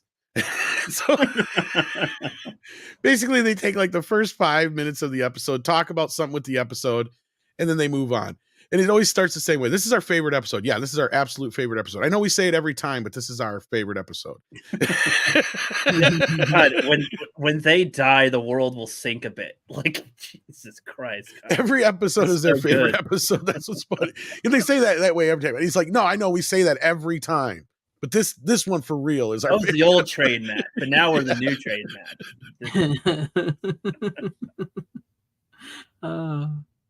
And then, like I said, they just give you like 5 minutes on the episode, whatever kind of inspired it at the time. I feel like that makes sense for them. I feel like they'd rather be making the show or doing something productive than talking about it. And even though sometimes they just venture off on other shit that had nothing to do with the show too, and then they're like, "Oh, well, we should quit now and go to the next commentary." Yeah, next mini commentary. That makes sense to me that they would do it. I want to hear them just talk about stuff. Have a podcast of them just talking about shit. Just like what are they doing? What like. If they had the time, I bet they would. I'm surprised they don't. We mostly experience them through South Park, so it's like, what else are South Park is their podcast. Well, that's what I was saying too. Is like they keep saying they don't want to do it anymore, but I think they'd miss it. I think it's really kind of like one of their outlets. They'd miss this. They can't divorce this lover. Like, yeah, I think it's too much a part of them now. Yeah, too ingrained in them. I assume they tried to step away, and then they thought of like 50 ideas for South Park. Like, God damn. Well, that's the beauty of how they do the show now, and that's kind of where after the third season they kind of hit their stride. Is kind of when they've decided, okay, we're definitely going to just start commenting on modern things, and that could ruin a show sometimes. But the way they do it, the way they integrate it with the show is so brilliant, right? Like they don't ever generally make it on the nose. Like once in a while, you'll have like the Kanye West episodes or certain things like that might age so, or like the George Lucas episodes and such. But other than that, some episodes have like gotten better in rewatching because as references went over my head at the time. And now that I've seen more things and I watched an episode, I'm like, that's what that was referencing. They live when all the movie references and stuff. I was just like, why are they fighting each other like this? That's kind of weird. Like how it was. Then I see they live, and I'm like, Timmy, that's what that's. It's legitimately the same fight, shot for shot. Well, and that's the beauty of what helps make the show evergreen. And even though if they don't cover even if they are covering certain modern things, like 9 times out of 10 they try to do it through a completely different character to where it fits no matter what time period you're watching. Like some of these episodes where you got like Meghan Markle and all that kind of stuff on it, those are the ones that are going to age worse, right? Like the Paris Hilton episode is one that like we're going to get to a point where a lot of people are going to be like, who the fuck is Paris Hilton, right? We're already getting to that point.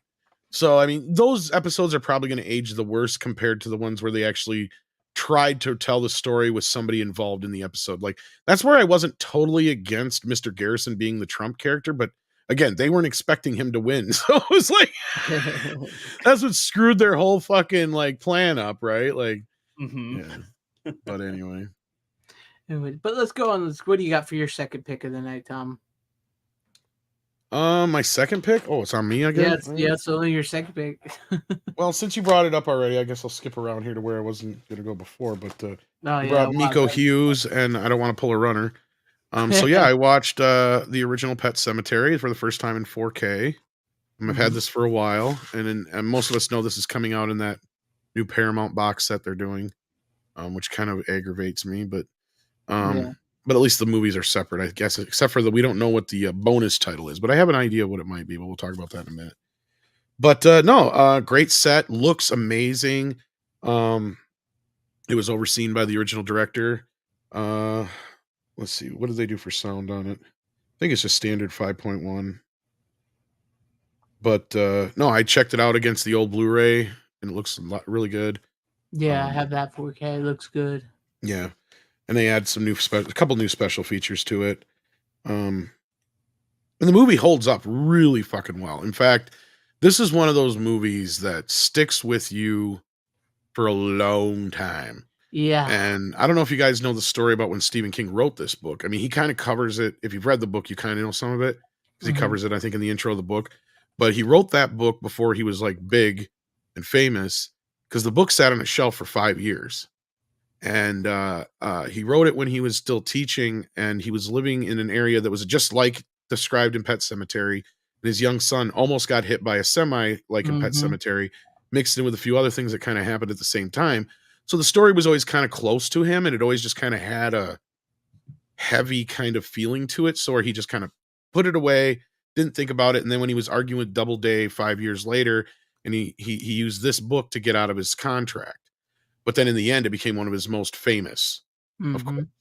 And the movie wise too, I think that this is still one of the higher grossing of all his films. But no, it's a great fucking movie. Well done adaptation. I remember reading the book back when it first came out, and I thought they did a bang up job.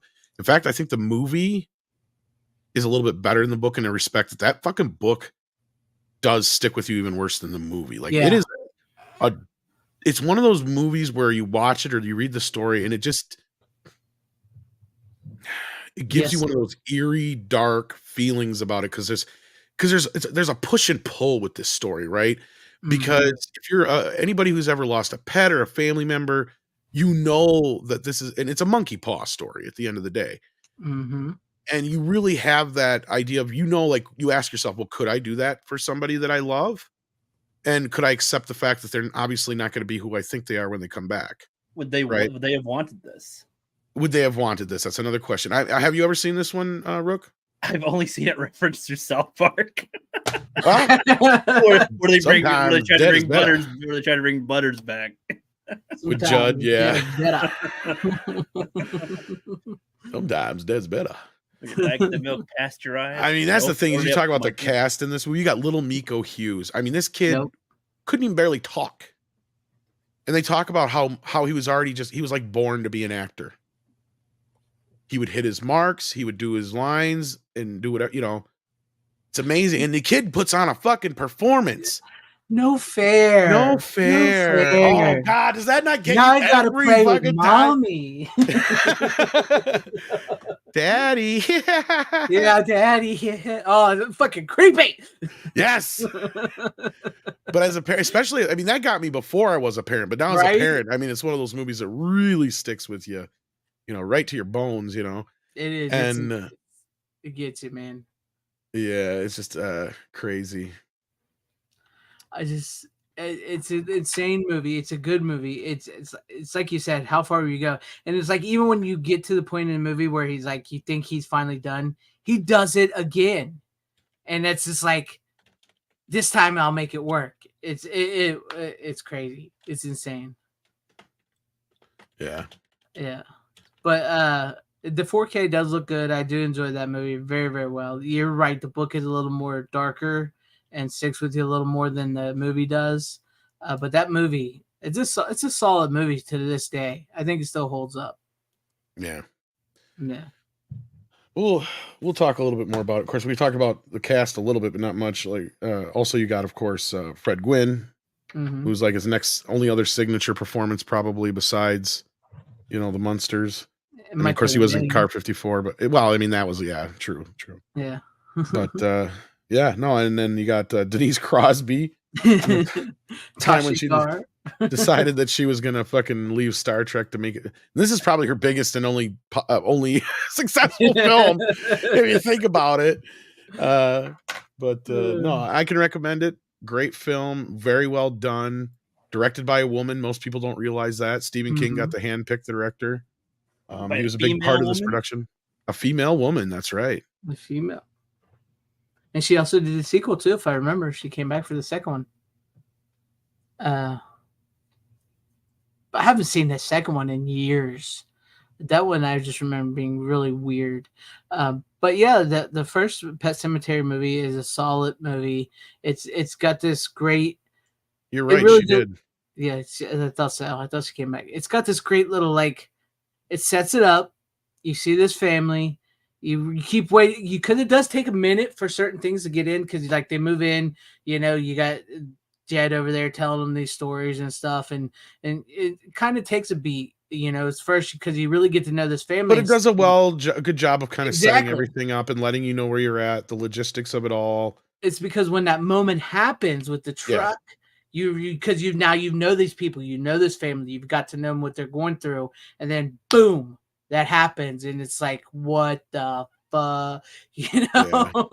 And then it's like, is he going to do it? Is he really going to do that? What is going to happen with this kid? And then it's crazy. Well, and of course it ramps up, right? Because you have first of all with church, right? Yep. And when he comes back, he of course is not exactly what we thought he would be either. But then that opens that door. Of course, that's the beauty of the whole thing, and that climax is very well done, and it's very anti-80s. Is another reason why I think it's stuck with a lot of people. Yeah. Because I can't believe the studio did not mandate them make it have a happy ending. Right. Wasn't this like what was the year was this, like 87, 89, 89? Yeah, it was like right at that turning point, wasn't it, when the 80s were pretty much over? Yep. So yeah. So I'm not going to ruin anything more than that for now, because I'll hold the thought on the sequels and whatnot. So yeah. I'm gonna button it up for now, and we'll keep moving on, and we'll come back around to it.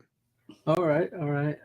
So I guess we're coming to me now, if no more on that one. Yep, we'll keep going for now. Well, I got 3 movies here. I'm gonna just do them all at once because they're all sequels. So I watched these. My hair's messed up there. I watched Night of the Demons on 4K. Shit, I forgot to watch them. I watched the first one on 4K, and then I watched the second one here. We got Night of the Demons Part 2, and then we have Night of the Demons Part 3, this is the first time this one's been on Blu-ray. Fun movies. These 2 are the best right here, Part 1 and 2. This movie, I don't know what the fuck they were thinking, because I had never That's seen. what everybody keeps saying now. I've heard this now from several people. I had never seen the third movie, and it's just like, okay, it's probably the most vulgar of the movies. Was it straight to video or something like that? Yeah, these 2 were actually straight to videos. I'm not sure about the second one, but these 2 were straight to video. This one you can tell was straight to video, and it's a product of its time. It's so like trying to be hip. It's not funny. But I love the first one. I know Rook, you didn't like it because Rook's actually seen the first one. I made him watch it. Yeah, I watched it for the first time last year. I just couldn't get into it personally. I mean, there's some aspects that I can appreciate of it, filmmaking wise, but it's not my type of movie. I love the first movie. I think it's great. The first movie is very 80s, very punk rock 80s, very cheesy, low budget, and I like that. And it's sort of like the Evil Dead, and it takes the Halloween, takes on the Halloween, like the haunted house, and then like with the candy and the razor blades and stuff like that. That's later on. But the Angela dance in the first movie is still freaking scary. That it still gets me because of the music that plays and how she's dancing and the strobe lights. That's legit scary to me because if I remember correctly, some of the music that was actually played was actually some music they shouldn't have been playing. So it's pretty scary. And then basically, you get the Leanna Quigley boobs, you get the other boobs from and it's just like a haunted house on Halloween night. Well, it's not haunted. They're supposed to be possessed. It's sort of like Evil Dead. And then you get to the second movie, and the second movie is a really good movie. I forgot how good it is. It is a better movie, and it is also very much a product of its time. Like the first one is 80s, and the second one is like 1994, and it is very 90s. But what they do well with the 80s and the 90s in the first 2 movies is, yeah, you can tell it's 80s, you can tell it's 90s, but they're not trying to play into what's popular at the 80s and 90s, other than maybe like the punk music in the first one. But the second one is very 90s, and it's got a really great story to it. And the house is there, and Angela comes back, and she's really great in this one. And it has a pretty definitive ending. Then you get to the third movie. And if you thought the acting was bad in the first movie, Rook, oh my God, the acting in the third movie is horrible. And the thing is, the first movie, I wouldn't say it was bad acting. It just seemed it's like the 80s. It seemed of its time. So I didn't judge it on that. It's of its time, sure. Yeah. And then in the third one, which was made in 97, you could tell it's a different director. They don't have the same special effects guy. and they moved the movie from California or wherever they filmed it. I'm not sure where I think it was California. The first two were filmed. They moved it up in Canada, and they have a different house. And you can tell it's a different house. They didn't bother to change the house at all to make it look like the house from the first two movies. It's like as soon as they walk in the house, it's like, this ain't the fucking house. This is a mansion, and it's clean. It's not the same house. That's scary. You see a clean mansion. Yeah, it's not even a scary house. The acting is bad. It's they're constantly doing your mama's so fat jokes or your mama jokes. By like 1997, those jokes were done. Nobody was saying. God, I hate it. You mom, that's so lame. They were not doing those jokes or by 97, if at all. Most of them were kind of just like, you know. Wait, is that the year that was? What year did the third one come out? No, the third one came out in 97. By 97, I don't recall a lot of people doing your mama jokes over and over. I mean, no, I think it came out around the. We were still doing them, but it wasn't like the hip cool but thing. I feel like it got old real quick though, because like your mama so blank, your mama blank, your mama. It depends on who was making it and how out of touch they are too. You could tell they were pretty out of touch, especially with the way the kid, teenagers, whatever they're supposed to be, are saying them to each other. It's like how you roll on your buddy, my friend. Your mama's so big, she sits. It's like, it's horrible. It's bad. On the TV and watches the couch. Yeah, it's bad. It's really bad, yo mama jokes. But there's some really cool aspects to it, and you blood type is ragu. Angela, because Angela is like which is rare, which I actually like Angela because it's rare that you get a female slasher type villain in a movie. So Angela, it's the same actress playing Angela in all three movies. She's the one that throws the parties. So that's pretty cool. She's still pretty good. There's still nudity in it, lots of it. Angela legitimately gives a gun a blowjob in this movie, like a legit blowjob. She strokes it, sucks it, everything, and then spits out the bullets. That's why I said it's like the most vulgar of the movies.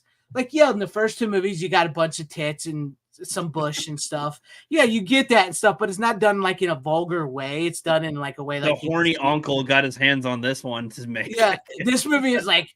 A guy shoots a hole in the wall and the wall starts dripping blood, and one of the girls is like, "Oh, give the guy a break. That's probably the closest he's ever been to a wet hole."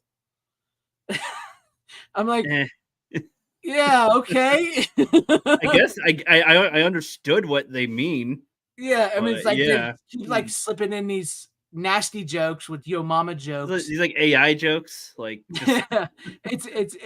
it's bad, but it does. But I'm actually kind of glad I have it because it's something that makes you appreciate the first two a lot, huh? It makes me. The second movie is oh man, I think I might like the second movie better than I like the first movie, and I love the first movie. And it's an 80s horror classic as far as I'm concerned. The second one is great. Go ahead. Sometimes when they have worse movies come out after good ones, it really makes you. Like we've seen this all the time nowadays. Like if there's you got a good series and then there's some horrible ones after, it's like, you know, the other ones were already good, but now they're actually great. Like, because this is what they could be horribly with what we've seen afterwards. So yeah, they almost improve the quality regardless. But the first two are great. The second one, I think, really logistically builds on the story that the first movie sets up, and it's insanely funny. It has like a kung fu fighting nun in the second movie, and she is freaking awesome and hilarious. And it's just I laugh because it's funny because they do a great balance of horror comedy in that one, and it's just really good. And I think it really takes the story in the next logical step to the movie, and it actually gives it like a mythos and a story to the whole what happened to Angela, what happens to the demons in the house, what, you know, stuff like that. And it's a great movie. The first two are great. The third one not so much, but I'm glad to have it. And the thing is, the special features on these are amazing because like with the new one, the 4K, because the 4K of the first one movie looks really, really good. It sounded all right as far as I could hear, but it's a new 4K scan of the uncut camera negative. So that means it's a different version of the film than the one that was previously released. It's the uncut version. So you get that, and you get a bunch of new interviews with the people like cast and crew that worked on it that you didn't get the first time around. So the first one's great. And with the second movie as well, it's a new scan, but think it's a new scan, maybe not, but it's got new interviews because the second one had been released on Blu-ray before, but by Olive Films, so it wasn't a good Blu-ray. But it's got like interviews with the actresses and stuff that was in that, and it's got the work print of Night of the Demon Part 2. Oh, I'm so sorry, Good dude. one. I thought it was muted. No, that was a good one. It's got the work print of the second movie, which means it's got scenes that were extended, deleted that you don't normally see. It's like the movie. It's like them creating the movie before they released. I wish I'd watch. I totally forgot that we were going to watch this week because I went down another rabbit hole. That's okay. Yeah. That's okay. When you bring them on, you can talk about them. I'll explain it later. Yeah. Yeah. And then the third movie, it's also got completely different version of the film. It's got the director's cut of the film, but I don't recommend watching that one because if you think the third movie sucks or think it's bad, with the alternate director's cut of the third movie, it tells you right before you hit play. It says some scenes had to be muted because of music issues. So there's like literally like scenes where you're watching the movie and nothing, you can't hear jack for like 5 minutes. They didn't replace it with anything, or no, you can't hear nothing for 5 minutes. They didn't like dub over it or something, like Nope. mute the Didn't scene dub and dub over In over this the lines, movie? like For hey, the director's Roger. cut, the alternate that's Oh about wow, that's Hey, weird. demon lady, why don't you suck that pistol again for me? Okay. But no, the movie itself is fine when you watch the actual release version of it, theatrical or straight to video release. But like the director's cut, the special features, it's like there's certain scenes it's just like muted for 5 minutes and they're talking, but you can't hear nothing. Well, I don't understand. Yeah, why they wouldn't have at least just separated out the audio track from them. Yeah, it says some scenes had to be muted because of music rights. Uh, I feel like this is a YouTube problem. You can easily edit this kind of thing. well, not just that. I was going to say, yeah, there's technology now that even if you don't have the separate tracks, you can generally isolate the music sometimes. You can Yeah, isolate the yeah. sound. So I don't understand why they would do. But luckily, something that's like just that. a special feature. So, I guess. Yeah, but I have a question, FanZcene. Go ahead. Because I never asked this. I forgot. At the end of Night of the Demons 1, there's that old guy. It's like, you damn crazy kid on the sidewalk. That old guy. Not really in it. He's just at the beginning and end. And his like wife or something is like making him a pie. And and then was she like a demon too or something? Or like what? No, she was just like, that was just them playing up on that since he was an asshole sort of. And he was it's hinted when you watch when he bumps into the kids in the beginning of the movie and he says they're all going to get theirs. He was going to put razor blades in the kids' apples and give them out to Halloween because that's check your candy for Halloween because there might be razor blades and drugs and needles in your candy. So like his wife, I never got lucky enough to get drugs on Halloween. Hey, I got full size Snickers. We're at least drugged up people giving out candy when I was a kid. So like at the end of the movie, it's like a play on like his wife found the apples and knew he was putting razor blades in it, so she made an apple pie with those apples. So he eats the razor blades and he dies. She seemed like thrilled. Spoilers. I was like, "Oh, I killed you." Oh, sorry. Like, have you not seen the first movie? I haven't watched any of them yet. Right? I'm sorry. I totally spaced it out because I'll explain like I got sucked down this rabbit hole anyway. But well, that doesn't like spoil. Well, I mean, he's literally not a main character at all. I don't give a shit. It's just an ending. It's just like an ending, like almost like an after credit. I was confused because we spent the whole time at the demon house, and then afterward we focus on them for the ending, and I was like, "Is this like?" What is this implying? Like, I wasn't sure what that was. But I think you'll have fun with them, Tom, especially the first two. Mm-hmm. The third movie, you probably have fun with because I did have fun with it. As bad as it was, I did have fun with it. And there's some cool stuff in it, but the CGI, you can tell it was early days of CGI too. So they try to blend in some new CGI in there with the prosthetics. And the house you can automatically tell it's not the same house at all. But Angela's great. The first two are great. Third movie, I'm just happy to have it, to be honest with you. But I think it's a great set. If you guys want these on Shout Factory, these will probably be like the Sleepaway Camp ones. I have a feeling where you can still get Sleepaway Camp 1, no problem, but you can't get 2 and 3. So I would probably pick up 2 and 3 from them on Blu-ray because I think once them are gone, they're going to go OOP real quick and they'll be selling for hundreds of dollars. Because I don't think you'll ever get them on another special edition, especially since Olive has gone out of business now. So, yeah, 90s morphine technology. Yes, Bogey. and the third one, yes, 90s CGI morphing technology.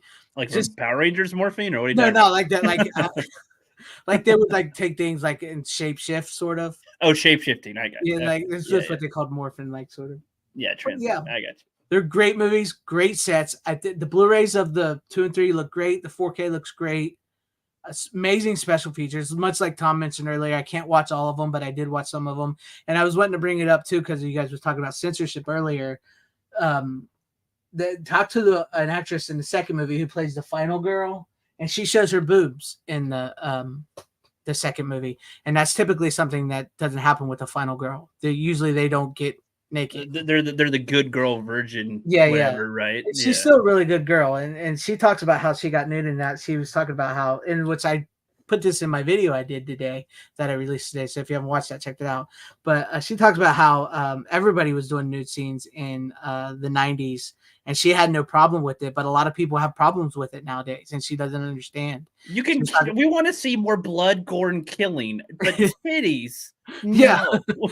She was saying her grandfather said, I'm never going to watch the movie, but there's a ebb and flow to things where there'll be certain points in time where people will be like, ooh, what is that? We can't see that. And then other times they'll be like, oh yeah, no problem. So we're sort of at that point in time right now where people if like, you can't put it in a horror film, we where would can't you see put boobs. We can't see boobs. it? Where would you put it if not in a horror film? I don't get it. Like, A drama. They almost belong in a horror film. What are you talking about? But I definitely recommend these. If you guys can still get your hands on these, I would totally get your hands. I don't think you'll have no problems with Night of the Demons 1 on 4K or the Blu-ray of that. I think the Blu-ray of that's still out there, but I would say jump on part 2 and 3 on Blu-ray from Shout Factory immediately if you want them, because I think those will go OOP real quick and be hundreds of dollars. Now there is actually a remake to Night of the Demons Part 1. It's a remake starring Shannon Elizabeth from American Pie and Edward Furlong. I've heard mixed things about it. I was actually going to buy it and watch it, but it is apparently out of print and they're charging outrageous amounts of money for the Blu-ray of that. So unfortunately, I did not get that one to talk about it. So, I was unaware that they actually remade Night of the Demons for a long time. I didn't know that until not too long ago. So I've been wanting to see it to see how that remake looks. I've heard decent things about it, but I've also heard it's on par with part 3. So I may find it streaming and watch it over the weekend or something. But that was my second pick of the night. Brooke, nice. What do you got? All right. This was as a part of my venture in getting more movies and stuff, trying to get things. I accidentally bought 2 versions of the same thing on accident. I had added it to my queue and then looked at some other stuff and then added it to my queue again, thinking that I didn't add it to the queue already. So I ended up accidentally getting 2 copies of Chuck, the whole seasons of Chuck, all 5 seasons. So, well, you send one back, get your money back. Yeah, I've never returned anything on Amazon. It's not that hard. I didn't know if there's a way to do that, but yeah, I'll look into that then. Otherwise, I was going to do a giveaway or something. Maybe we'll see. But Chuck is like a fun little show that I discovered a year or 2 ago, and I've been slowly watching it. With TV shows, I like to take my sweet ass time watching them. I took forever to watch Game of Thrones. I'm taking forever to watch Breaking Bad. I'm only like halfway through season 2 on that. Like I will take a while to watch some TV shows, and I'm almost done with season 4 with Chuck. But I like it. It's a very took me by surprise kind of show where it's like he starts off the way that they have it in here is a good like summarization of the seasons. Like he starts off as a little computer nerd guy at the Buy More, which is Best Buy, of course. Obviously. When does he become Shazam? And he ends up, he like kind of has, you could call it powers in a way. I mean, it's not really powers, but it sort of is.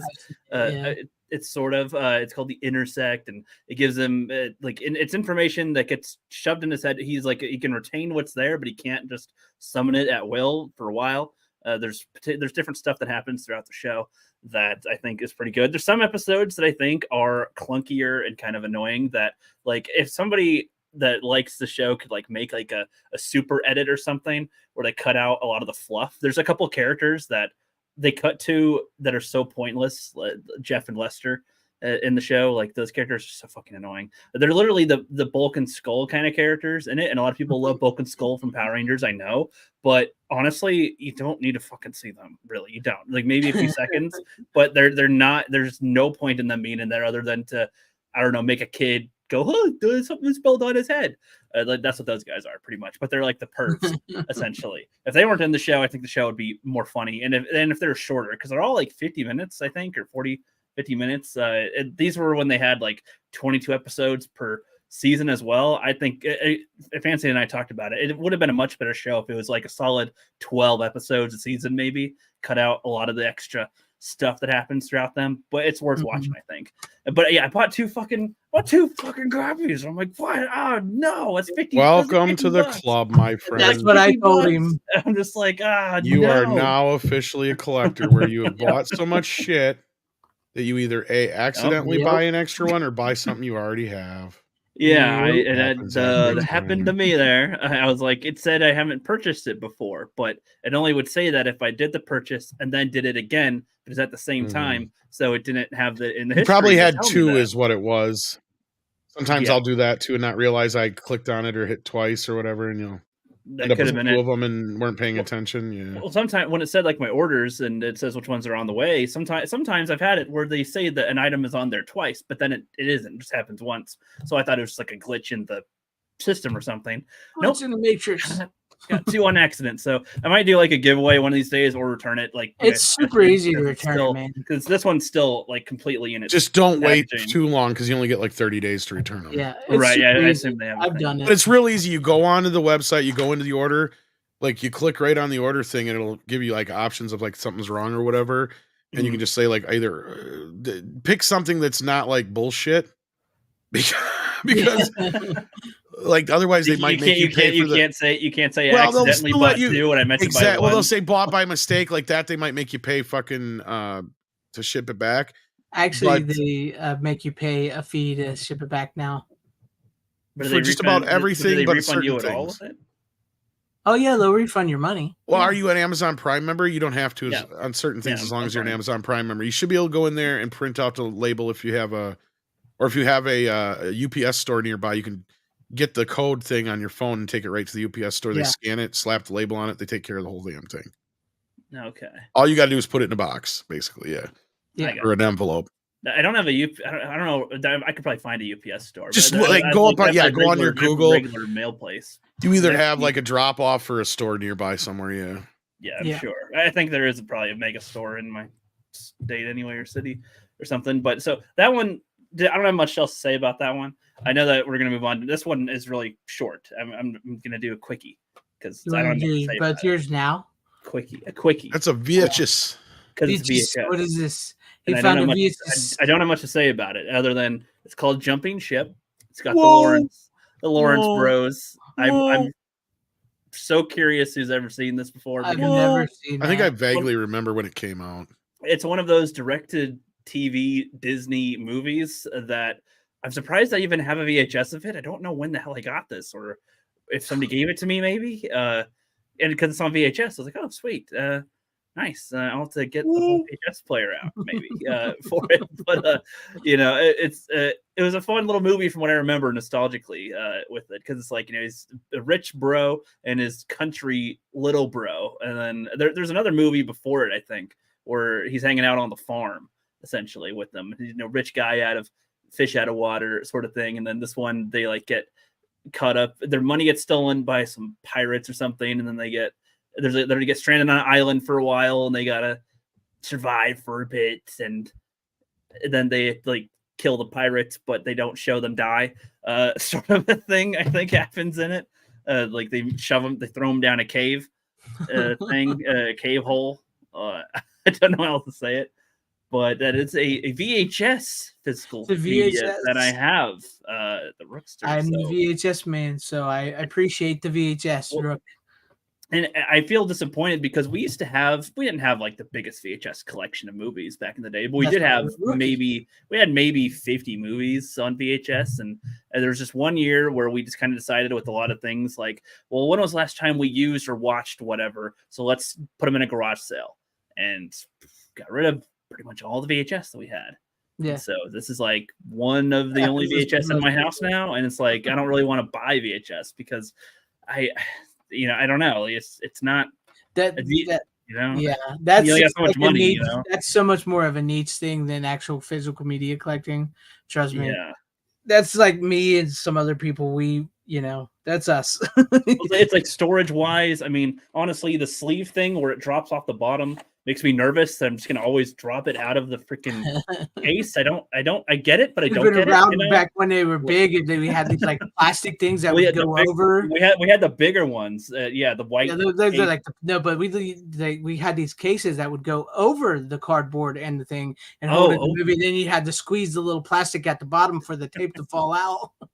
Yeah, I was never a fan of those. I hated those. I actually found a store near me that rented videos, and they actually had these nice plastic. I might even be able to have one somewhere I can show. Not tonight, but I'd have to go dig it out. Yeah. But they were really nice cases and you could probably still get them on Amazon even. They would basically box them in. They would fold in at the top and the bottom. You know what I mean? Yeah, I know what you're talking about. I actually have one of those. You might actually, if you, I would say, you probably know exactly what I'm talking about. And those are really nice because then you don't have to deal with the squeezing thing. Because that's the thing. First of all, with those squeezing things, 9 times out of 10, they were made out of shit plastic. Mm-hmm. They come from a video store where they were sitting in the sun baked forever. Yes. And they just break apart and they cut you and they destroy the boxes because you're constantly bending them. So that's why I preferred the other versions, even though sometimes you might get a little bit of, at the bottom of the case from constantly pulling out the thing. See, sometimes I would shove them up underneath. Sometimes I'd do over, depending on how bad the bottom of the case was. But other times, it's just like you don't watch them that often, so they're stuck in there most of the time anyway, and they're being protected in nice hard plastic cases. So they're not hard, but they're nice enough. Yeah, I know what you're talking about. I have one of those. Yeah, there's only one case that I liked. It was like the Indian in the cupboard one. There's like a little key to open it, sort of. I was like, oh, that was neat for like as a kid. Seen that? Yeah, you guys seen that movie? Yeah, I've seen it. I have that movie. I still have it. Yeah, that was the VHS. They made us read the book in school. Me too. Really? This is what I'm talking about right here. These. Yeah. So I used to get these for like $0.25 a piece from this store. And these actually have an extra protective flap in there. I see bottom there, but wow. Oh no, the only other. I'll show them on the next one. I have 3 other VHSs actually, and now that I think about it, that I think we still actually have. I'll show those on the next one. All right. So is it my turn again, or are we done? Yeah, go ahead. Yeah, I did 2. All right. Well, speaking of Pet Sematary 2, I went down the Pet Sematary path, and I have had this for a while. This is the Shout. And speaking of Shout, what's funny is that Shout releases the DVD of this in the U.S. I just found out when I was looking earlier. Oh, did they? Oh, nice. Anyway, Pet Sematary 2 comes from a 4K scan. I don't know why we haven't got a 4K. It's not even available in digital in 4K. Really? I don't hate this movie. Actually, this was a guilty pleasure of mine growing up. I remember liking it. It's one of those things where it is vicious. It is wild, but it's kind of fun at the same time.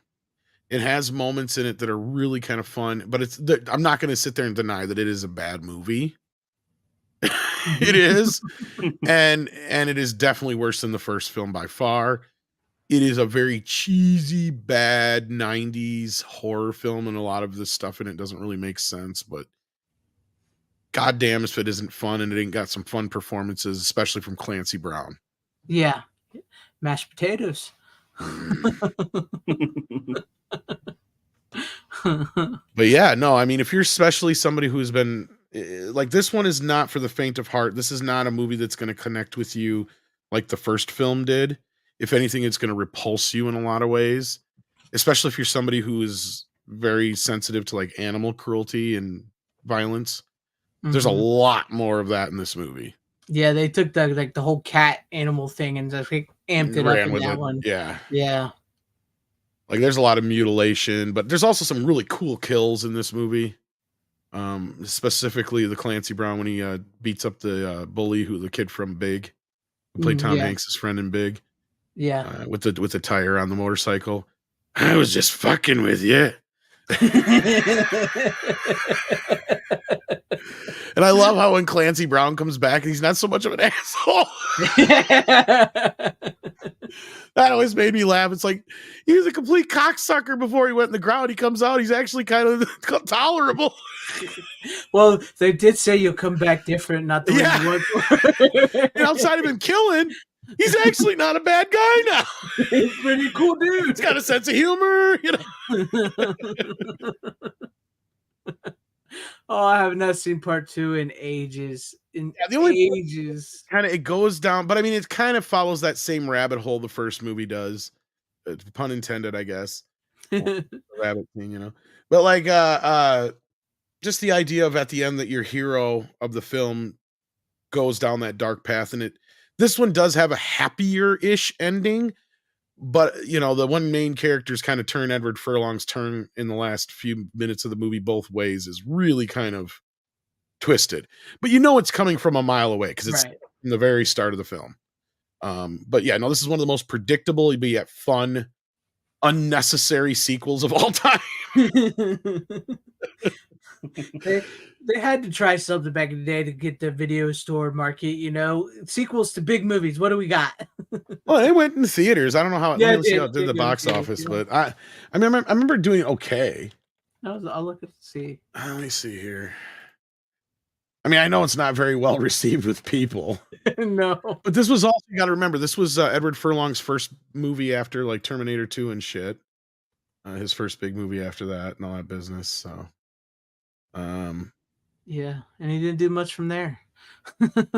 I'm having a hard time finding the box office for it for some reason. Looks like it made $17 million total in domestically. Okay. Oh, well, the budget was only 8, so it barely made its money back. Made $4 million opening. And you got to remember, this is also the time of video, so it definitely made its money back on video. Oh, definitely, yeah. Because I remember renting this movie that's the thing. Growing up, I watched this a hell of a lot more than I did the first one. Right? Yeah, it's like we always saw the sequels more than we saw the first movie. Because it was funner to watch. Yeah. This movie is so dour and depressing. I mean, this one kind of is too, but it has fun with it. Right? It really has fun with it. It doesn't pretend to be anything other than, you know what, we're going to amp this up to the slash level. And I didn't even know they were directed by the same person until you just told me earlier. I didn't even notice. I'm like, you didn't even realize it? Oh, okay. I didn't realize it. Yeah, no. I mean, not that she's anything whatever, but I mean, just I thought it was ironic and weird because I bring it up all the time how people are like, well, there's never any women directors in Hollywood. It's like, are you fucking kidding me? We had tons of them in the 80s and 90s. Catherine Bigelow directed Near Dark, Point Break before her Oscar movie. Spears and all that shit. Yeah, I mean, exactly. Laverne. I mean, yeah, yeah. What's her name? Yeah, Laverne. I can't. Penny Marshall. Yeah, Penny Marshall. Yeah. Night Brian. Because I just brought up Big too. Yeah. Penny Marshall. Yeah, she did some. Didn't she do with the League of Her Own? She directed that, right? I think she did that one. I think so. But yeah, there was women directors. It's just I don't know. I mean, the kid actors are fine in this. Of course, you've got, I don't know who this other kid is. I haven't really seen him in anything else, but he was all right, the fat kid. But no, Anthony Edwards is also in it. I haven't even mentioned that. Oh yeah, I forgot he was in that. And ironically, of course, he plays a pet doctor, which is kind of funny. And as far as the scan goes, it looks really well for a 2K transfer of the 4K scan. I mean, does it really deserve a 4K release? I don't know. Nah, probably not. But I'm not saying I wouldn't buy it. I didn't hate it again. It kind of, I mean, this time watching it after all these years, I'm sure I must have watched it because it was open when I pulled it off the shelf. So I must have watched it a couple years ago. I'm trying to see when it came out on disc. Wait till you get like that, rookie, because sometimes we get movies and we forget how long it's been since I might have opened it and didn't fucking watch it too. That's the thing. Yeah.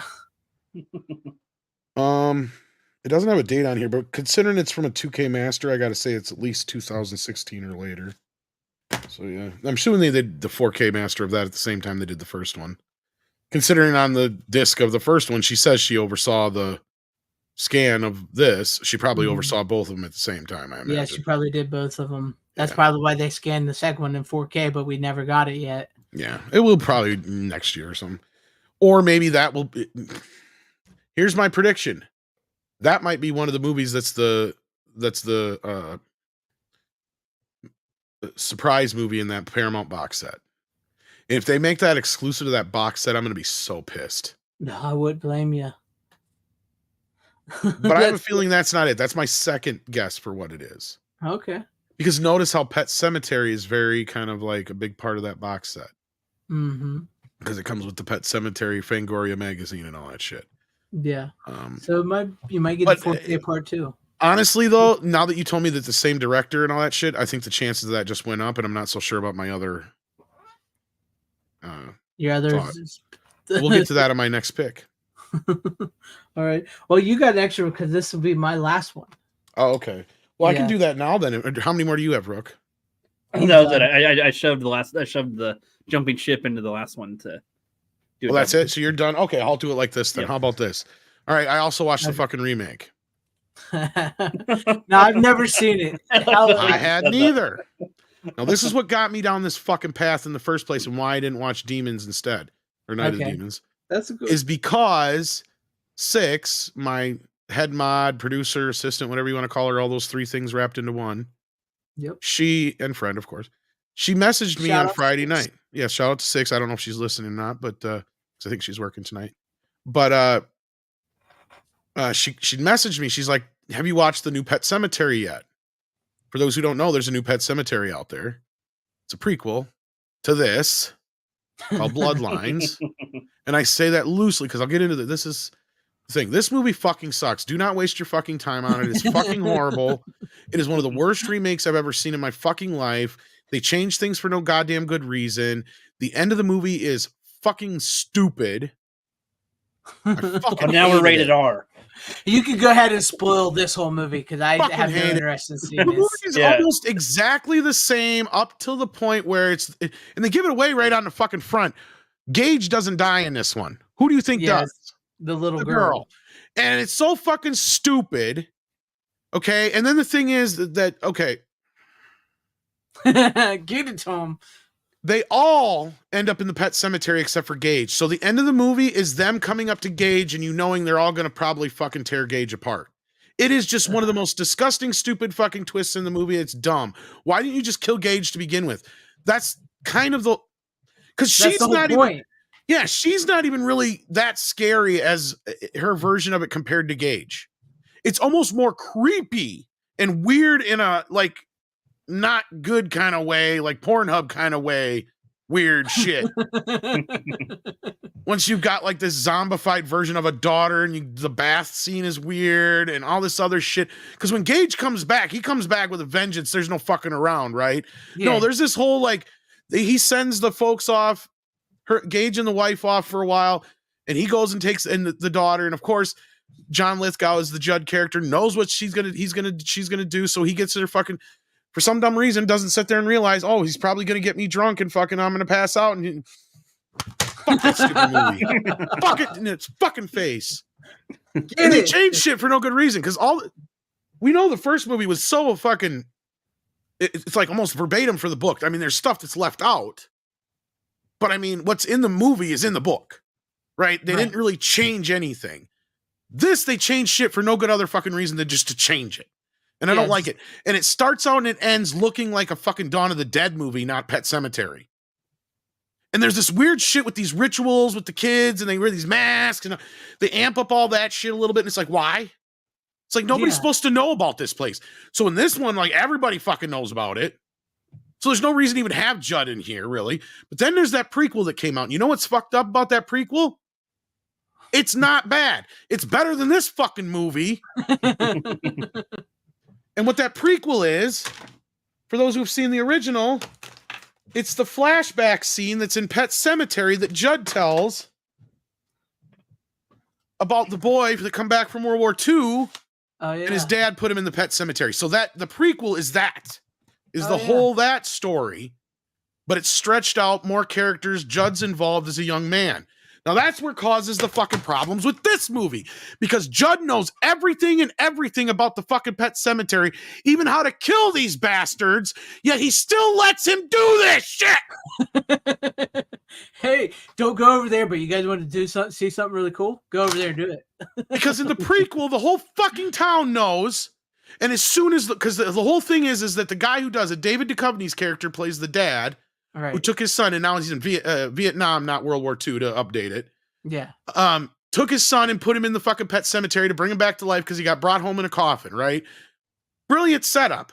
Judd's character, he's just trying to get the fuck out of town with his wife. And his family just wants him to get the fuck out of town. And we've come to find out his dad, who's played by Henry Thomas. You got a great cast in here with Henry Thomas, David Duchovny. Most everybody's great except for the women characters in this movie. And this is another conversation I had on the morning show that has nothing to do with this, so I'm not going to break into it. But I've had this issue late with women actors, and the way they come off in period pieces, they still come off modern, and I don't like it. They feel out of place. That's a problem with this movie. Sure, this movie has problems. It's straight to fucking stream, and it's nothing fucking special, but it's still better than that piece of shit. And at least it brought some original ideas to the table a little bit. It's also still telling a story from the original book. It's a prequel that's in the original book. It's expanding on that story. It pretty much takes that story. But in this story, there's like 4 or 5 families that actually know of everything that's going on here because they were part of the founding families that came into the town, right? Mm-hmm. And we find out that Judd's family, and spoilers, was one of those family members, right? Like his ancestors, like his great-great-grandfather, and his father has now the information, and he's supposed to pass it down to him about, and that's the whole thing, is he didn't want him to stay there because he did not want him to get trapped here, because that's their penance for, killing the Indians back in the day was, they got to watch over the Pet Sematary and make sure nobody does anything because the ground went sour, right? Mm-hmm. But they know everything about it. They know how to kill these fuckers. They know everything there is to know, right? Like no new, anything you ever wanted to know about, like you got to shoot them in the eyes and burn them and all this other stuff. None of that shit is brought up in here, so it doesn't really match up anyway. The only thing that matches up is that they clearly shot it in the same fucking sets, because the Pet Sematary looks exactly the same as the remake. They're all wearing the masks and all that kind of shit still in it. That kind of voodoo, not voodoo, but the Indian ritual stuff is still in there, and that's kind of matching up with this. And Judd is supposed to be the same character. His wife has the same name, even though neither one of them look like they look in the picture they show in this movie. So it is kind of a prequel to the movie, but only in a sense. But the sad part is that it doesn't match up with this movie to where you can't even enjoy it as a prequel to this movie. So it's kind of this all-ran now at this point. Yeah. It's a sad state of affairs at this point. And I have a feeling that was my other point, is I think that's going to be the 4K movie that comes in with that box set is going to be the prequel to this. But I might be wrong because it comes with this and not that. So now I'm wondering if it's going to come with this instead and piss me off. Oh, we haven't had a Tom rant in a while, so that was a good one. I loved it. And I tried to get the documentary before this show to watch it, but it hasn't shown up yet. I think it's going to be here tomorrow. Oh man, I can't remember. Unearthed. You ever heard of it? I think so. It's on Screambox, actually. It's supposed to be a really good documentary about the making of the movie. Yeah. Yeah. The original, not the remake. Yeah, the original. But now I know, because I had no interest in watching the remake, and now I know I will never watch that remake. Don't waste your fucking time. It's not worth it. The guy who plays stupid. This is what's weird. Okay, we had Edward Furlong in Pet Sematary 2. Mm-hmm. We got the dumbass who played John Connor in the last fucking Terminator movie before. Oh yeah, that guy. as the main character in the remake. Oh man. And I'm not a big fan of that actor. Sometimes he's okay. He actually kind of fits in this movie, which is weird, but that's the thing, is when the movie's just doing the original story, it's not too bad. Mm-hmm. Right? The first half of the movie's okay. I don't even really mind the change of John. Like, I don't really think John Lithgow was the exact great choice to play Judd. But that being said, it's not until you hit the second half of the film where shit gets stupid. And they bring Church in more because he kind of just disappears at one point in the story. He's just kind of pointless to be. He's just kind of hanging around. Like, he's a big part of this story. He is, in fact, spoilers, the reason the girl gets fucking killed. Because they do the age-old fucking trick on you, and I seen it coming from a mile a goddamn way, where Gage is headed towards the road.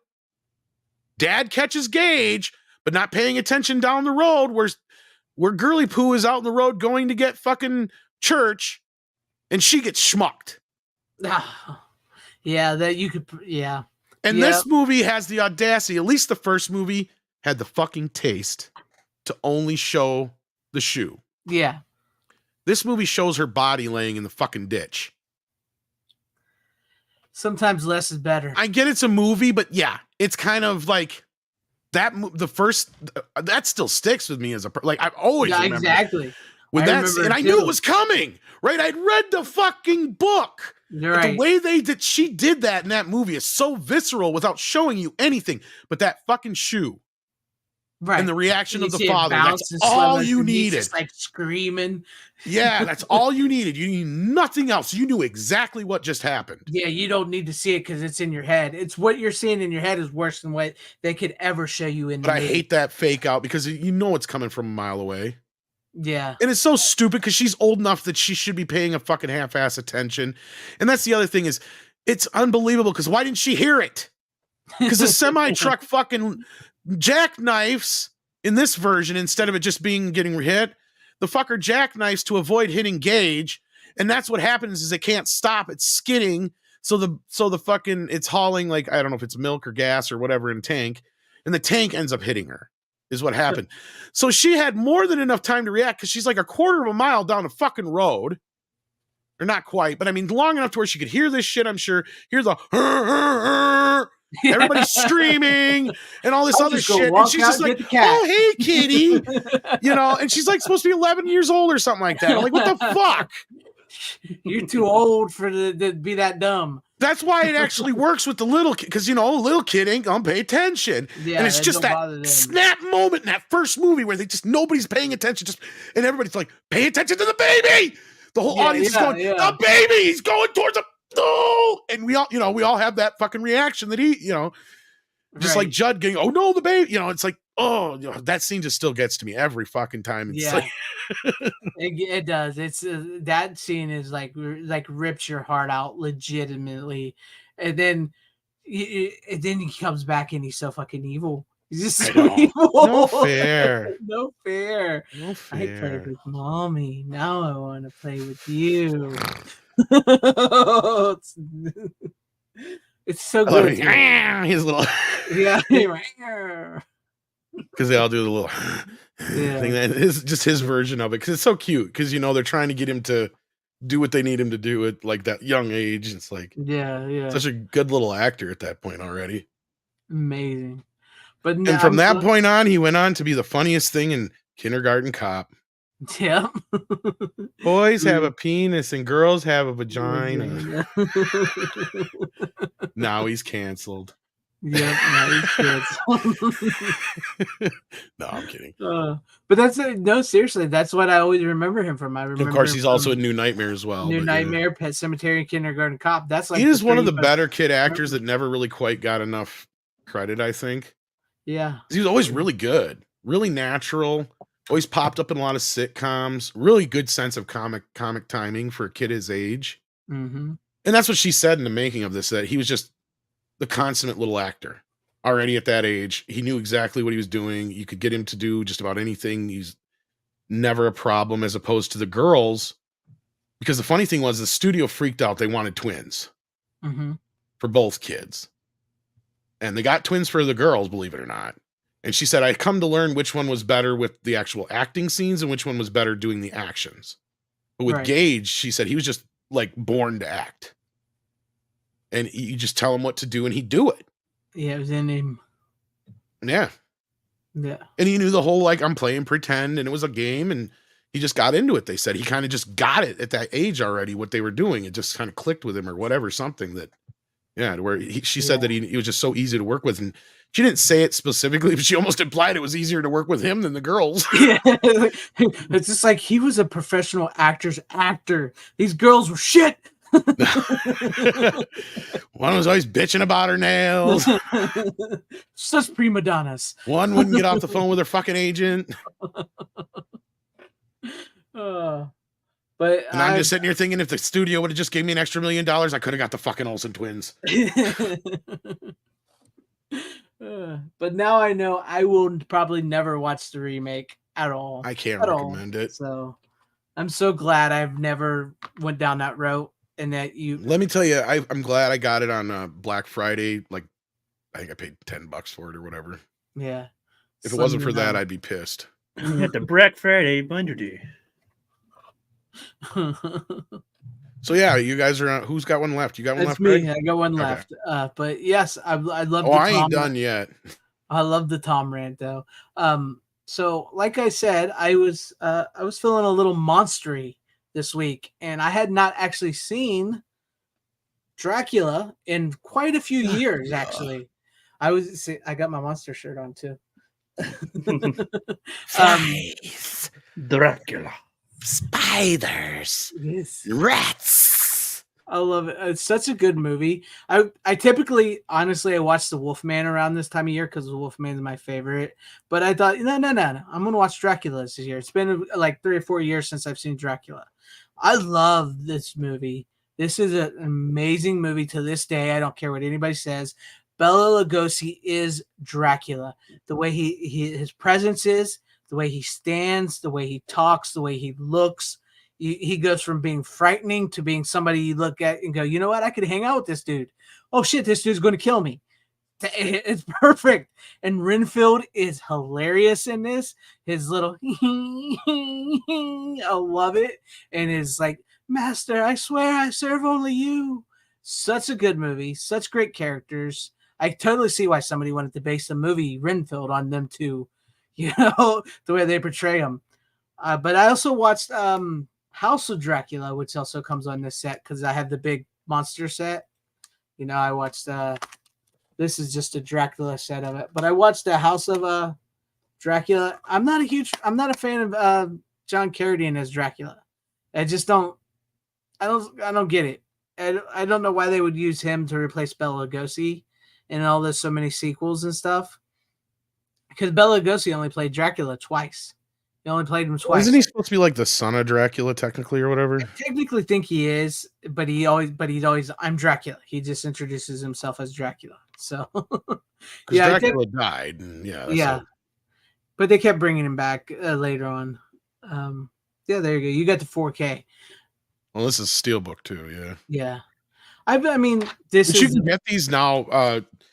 Typically, Walmart has had them for like $15 usually. Yeah, they're pretty cheap. It's kind of worth it for the Steelbook. I already had the monster sets, but considering how cheap the Steelbooks are, and they actually I like the looks of them. Yeah, I like that 4K. Let me blow you up your picture. I just love I mean, you can't quite see how it shines, but it does sheen. I got a sheen. I do like that Steelbook.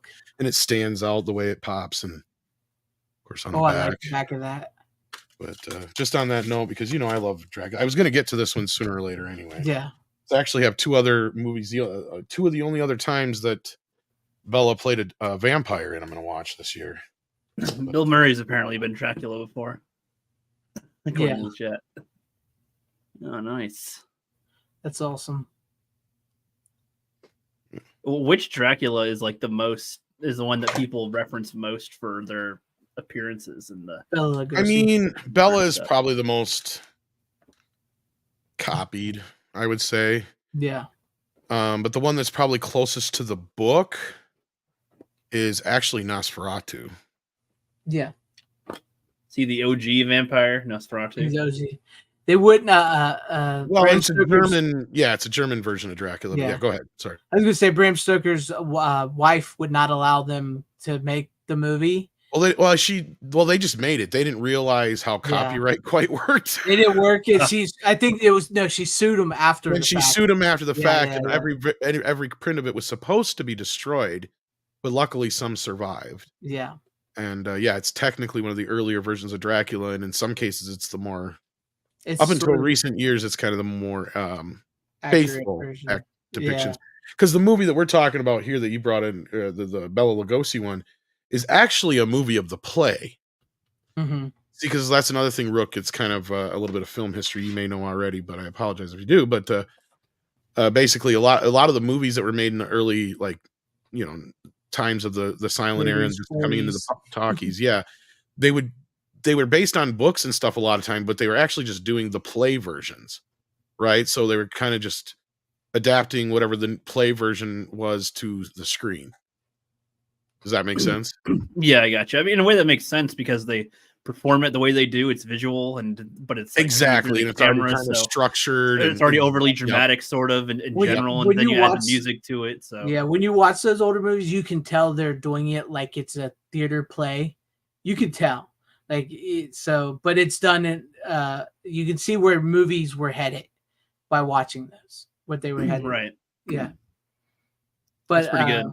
Yeah. I learned a little bit about that in the movie The Artist. If you guys, okay, yeah, John Goodman, yeah. So this is basically the play version, and Bella played Dracula in the play version for like, I don't know, 100 some plus performances or whatever. Him and the guy who plays Van Helsing and stuff like that. So yeah, it's a great movie, great fucking classic. It is. It's so good because, like I said, the Wolf. If you can't tell from my avatar, because you're Dracula, I'm the Wolfman. The Wolfman's always been my favorite. He's always been my favorite. But I've Dracula, Wolfman, and Frankenstein are like the top 3. Period. You mean Frankenstein's monster? Yeah, Frankenstein's monster. Everybody's, I love that's the Yo Mama joke of responses. So. I always say, well, if the monster is Dr. Frankenstein's creation and he calls him his son, so wouldn't his name just be Frankenstein as well? So I'd say why not? I mean, it's fine. If everybody knows what you're referencing, there's no confusion. But I mean, you got to make an argument that Dracula is probably one of the most influential characters. Oh yes, very, very much. I'd say that's one of the most interesting type of characters. I mean, I make the joke that I even make the joke that no character's been killed on screen more times than Dracula, and it's probably true. It's true. There's like so many. Christopher Lee's Dracula I think he's killed in every single one he's in. See, that's the thing is I have a buttload of them, but I believe that the person who did the biggest deep dive into it that I can think of is Angry Video Game Nerd. And I think there's like no less than like 60 or 70 adaptations of Dracula at this point. It's right. insane. So it's like insane. Yeah. It could be, maybe it's a little less, maybe a little more. I don't even remember the exact number, but it's somewhere in that region. So I'm willing to bet at this point, more versions of Dracula have been done than anything else ever in the history of film and television. It's like, it's such a good base type of idea. And then if you have other vampires that are like spawned off of him, but like, he's usually the top dog that is in those movies anyway, or shows with it. I mean, I've seen so many versions of Dracula as well, and I've never seen any of the original black and white stuff with it. But I almost want to check some of them out. I don't know if I'd check out the Nosferatu one. Honestly, I don't know if I'd like that one, but I'll try the one that I'll try the one that you just showed tonight. Nosferatu is really cool for the German expressionism and how it looks, and I mean, fucking Max Schreck is just. Oh, he's creepy. Disturbing. But the thing is that the legacy I think that's kind of interesting about Dracula is it just goes to show you how horror, even though at that time when this movie come out, the term horror movie didn't even exist yet. Right. I mean, they call it a romantic thriller. Yeah, this is a horror movie. Was Dracula around before the zombie craze of any kind? Zombie movies? Yeah. I would imagine that he's somewhat influenced. Okay, here's where I kind of and this is kind of a video project I've been working on in a way in my head. I'm trying to structure it still, but basically the longevity of horror movies, and I think that's the thing about Dracula, because Dracula was one of the first big talkies ever made. The fact that it kind of proves that horror is kind of the only genre that has never technically gone out of style. Like it has always been a consistent thing that almost everybody can seem to relate to. Sure, there's those few people who just can't get into horror, but you know what I mean? Like, it's always been. I'd say that just depends on them, because I was one of those people that could not get into horror, but now you appreciate certain aspects of it. Yeah. So and you learn that everything's not the same old Friday the 13th kind of thing. I'm learning to give a lot more of them a shot. I have a lot more lined up to watch because of the few that I've seen that are really good. So, well, and you have different eras of horror, and this is kind of what my project is going to be about, is just kind of looking at how whatever was going on in the world at the time is reflected in what horror films we were getting at the time.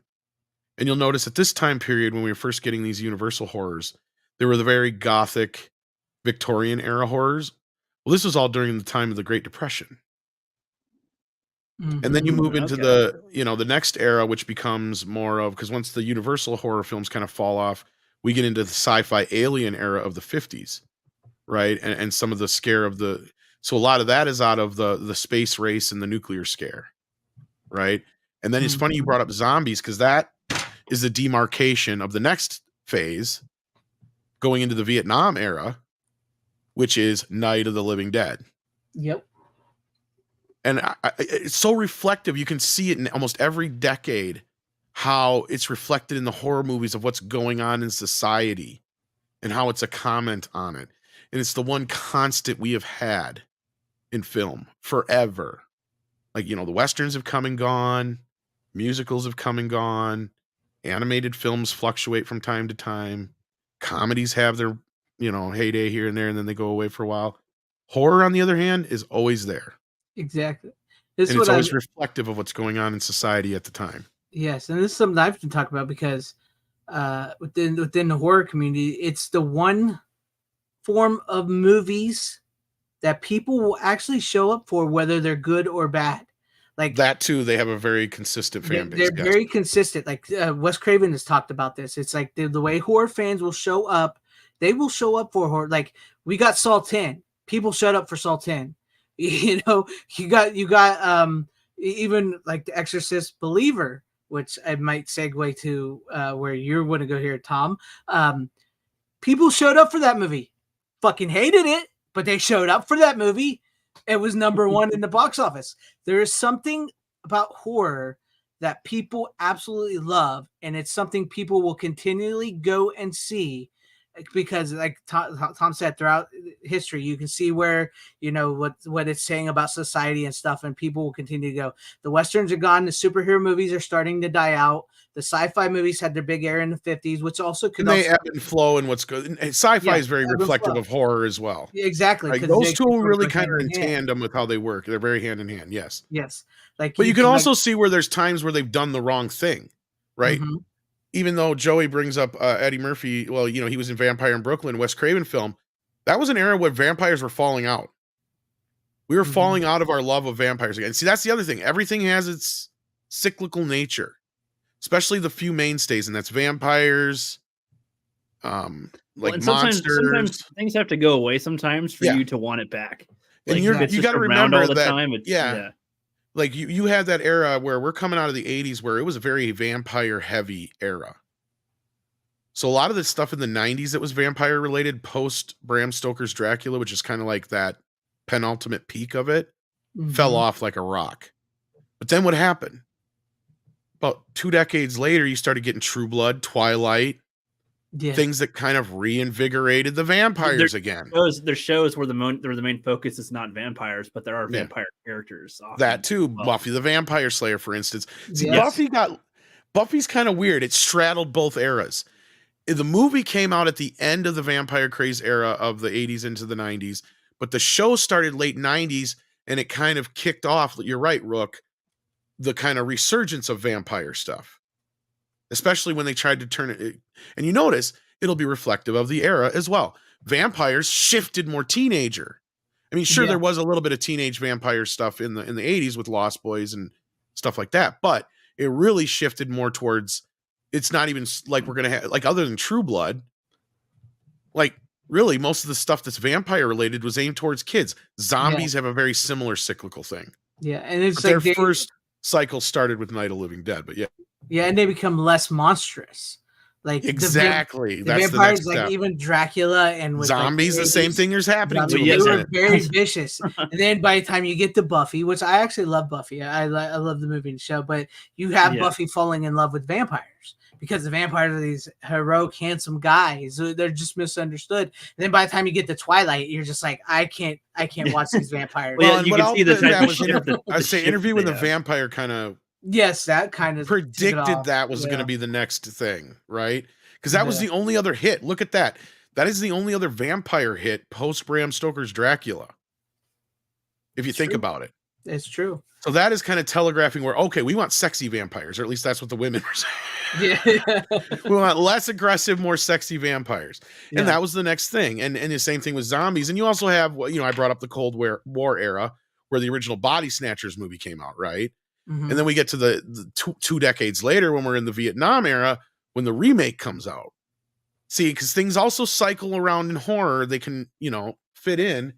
And another thing that kind of comes out, and it's kind of noticeable too, and one that's kind of connected to it, and that's when there's turmoil in the families, The Exorcist.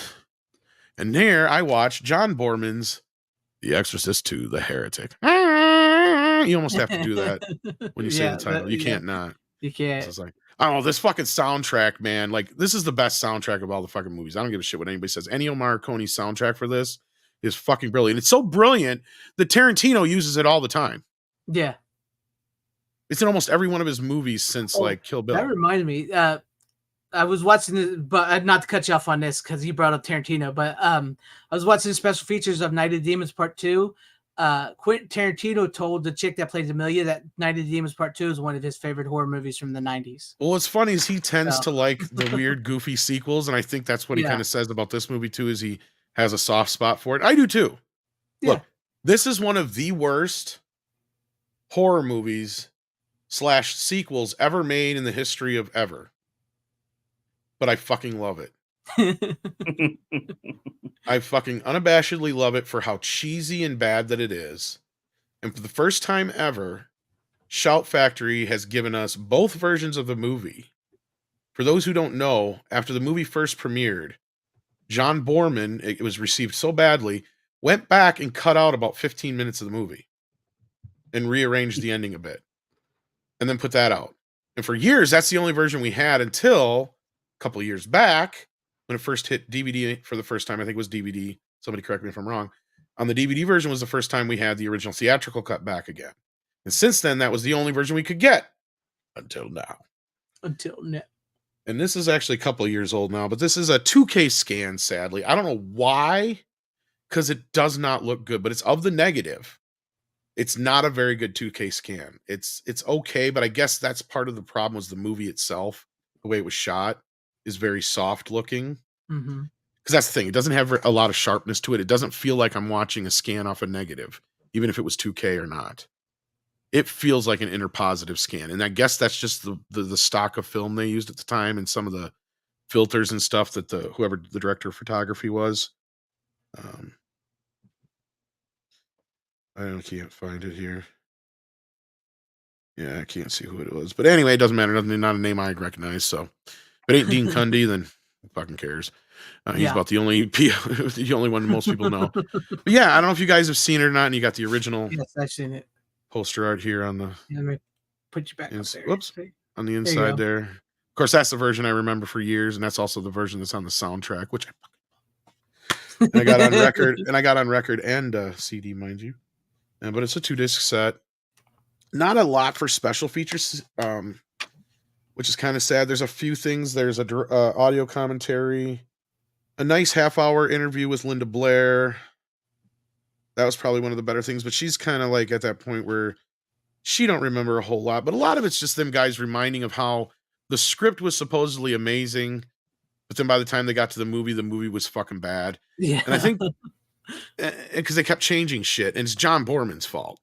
And the reason was because he didn't like the first movie.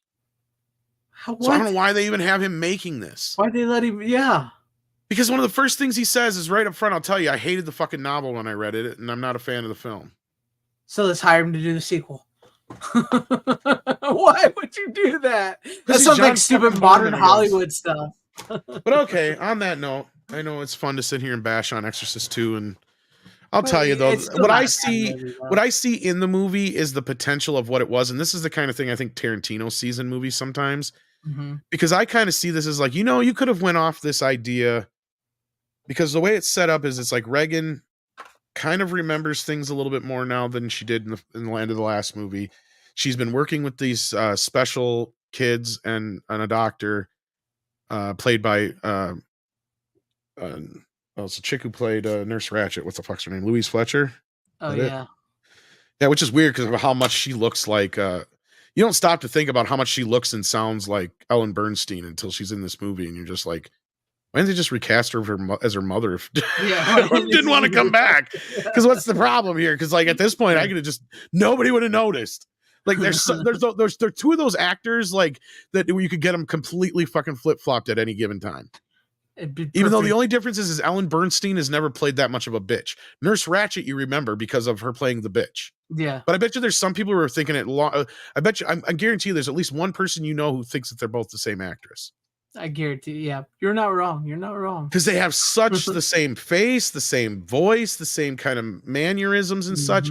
What's funny is that Ellen has the deeper of the voices and kind of the bitchier kind of outlook normally, to where Louise Fletcher, she's actually outside of her Nurse Ratched role and the Flowers in the Attic. Everything else I've seen her, and she's actually a very sweet and decent kind of likable kind of person. So the fact that they saw Nurse Ratched in her just boggles me. Well, they've often said a lot of those actors and actresses that play like the mean, like those asshole type people, like the guy from Ghostbusters and Die Hard. They say like they're the nicest people in the world. More so because than I bet she was.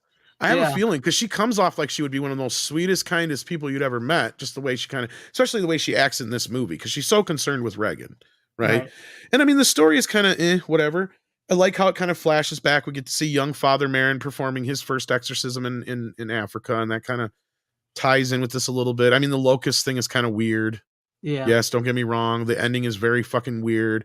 Richard Burton is kind of fun as the Exorcist in it, but he's kind of weird. But it's not their fault. It's all just weird because of fucking Borman's crazy changing of everything. Like he just decided at the last minute he was going to have Regan do tap dancing. You know, that's what this movie's full of. Just a lot of weird shit. And you know, so you got like fucking, she's like, yeah. So all of a sudden, a couple months before the movie, I get sent off for a couple weeks of fucking tap dancing lessons. But I come to learn to respect it. But it's like, why? Why is it in the fucking movie? Why is it got to be put in there? Like, I mean, I get it. Yeah, she's doing extracurricular activities, is getting in the way of it. Okay, whatever. But like at the end of the day, the idea that I liked in this movie, where this movie shines, is more or less one specific scene. And I think this was the heart of the movie, and it should have been. Whereas you take this movie in a little bit different direction, there's this great scene where Regan's talking to this little girl. And she's autistic. And funny enough, I bet you this is probably one of the first times most audiences probably heard the word autistic. Mm-hmm. And she says, like, you can hear me. And she's like, oh, of course I can hear you. You know, and she's just having this little conversation with her. And then the doctor walks in, and we come to find out that this girl hasn't talked her entire life. And Regan just pulled her out of whatever it was that was preventing that to happen. So I thought that was a very interesting kind of point. Yeah, so like, why don't you keep this thing going where she's like Merrin's with her like a guardian angel now, right? Mm-hmm. Watching over her, because they kind of have that still it's in part of the movie, but that also gives her these ESP powers to where she can kind of reach out with one of these kids. And then eventually, like in the third act, what it should have been is you come up with this kid that is possessed, right? And she actually could possibly play a role in that exorcism. Right, which kind of happens, but they do it to her again, which makes no fucking sense. And the movie turns into this convoluted, twisted fucking mess at the end. I mean, it's just really weird. But is it better than Exorcist Believer? Oh. Okay, this is the weird thing here. I'm one of those few people so far who has not hated Exorcist Believer, and I thought I was going to. Right. I don't know if you guys have caught my review of it. Andre weirdly loved it. I have some major fucking issues with it, and I cannot argue with anybody who fucking hates it with a passion. Because there's some problems with it. But I didn't dislike it nearly as much as I disliked Halloween 2018 the first time I saw it. And this movie doesn't have that kind of baggage going with it. Now, that being said, it does have a Force Awakens ending on it, which was really stupid. In a way-ish, but I'm curious to see where it goes from there, if it even goes anywhere from there, which they will be doing more movies, just David Gordon Green probably won't be involved, and Lord knows they might not go the direction they were planning originally. That's a whole other conversation. That being said, the patriarchy bit, the Avengers bullshit at the end of having all these different religions and shit really gets in the way of what could have been an interesting film. because I really love the build up. Because one of the things that the first movie did so well, and I think I brought this up last time when we talked about it, was just how well that it, as a parent especially, you understand that one of the scariest things is not so much knowing like your kid's going to die or whatever. It's not knowing what the fuck is wrong with your kid, right? Mm-hmm. So I mean, at least the other way you can prepare for certain things and whatnot. But like we can follow along with Chris McNeil and her story and how she's desperate to figure out what is wrong with her child and get some help for her child. Any parent can relate to that at any moment when your kid's sick and you don't know what's wrong with your kid or whatever. Exactly, yeah. This movie has a similar point to it, but it plays it out differently than the first movie. And that's where I respect the movie. It has some audacious ideas. Now, again, I can't sit here and say a lot of these ideas have not popped up in other movies, but like I agree with certain critics who've also said that this is definitely better than a lot of the other exorcism ripoffs, right, that we've had over the years. That being said, is it anywhere near as good as the original Exorcist? No, not by a long shot. It's not even close to Exorcist 3 level. But it does have some interesting elements. The interesting elements being, the two girls disappear for 3 days. Nobody knows where the fuck they are, right? And that's kind of a modern thing that we've really dealt with a lot, in recent years with the Amber Alerts and all that kind of shit, right? Right. Just this idea that your kid just could go missing off the face of the earth, especially in the time when we have like, phones and stuff where people can ping and track you and all that kind of business. Right. I mean, this is just, that part of the story is really scary and you can really get invested in that. I like the dad character. I like some of the other characters. Thought the kids did a great job with what they were given to work with. I didn't think they were necessarily copying Linda Blair, but they were bringing their own kind of spin to this. And yet you still kind of feel it's like the same possessed demon, but you're not even 100% sure because they kind of hint at it, but they never really tell you for sure. Now David Gordon's Green throwing some confusion into the mix with that because somebody said something about it being Pazuzu and he's like, well, is it? We never confirmed that. It's like, well, you literally have the scene that's in the trailer and in the movie where when Ellen Bernstein walks in and goes, hello, mother, I remember you, that kind of shit. So it's like, but then you got to keep in mind that these demons are legion and they all lie. So there's that aspect of it too. Because that's the other part of the movie I thought was interesting is how the demon or demons, plural, because we don't know if it's one or multiple, plays a trick on them. Right. And this is also unfortunately spoiled in the trailers and is one of the better twists of the film where they have to make a choice. One will live and one will be sacrificed. And it does play out in the film.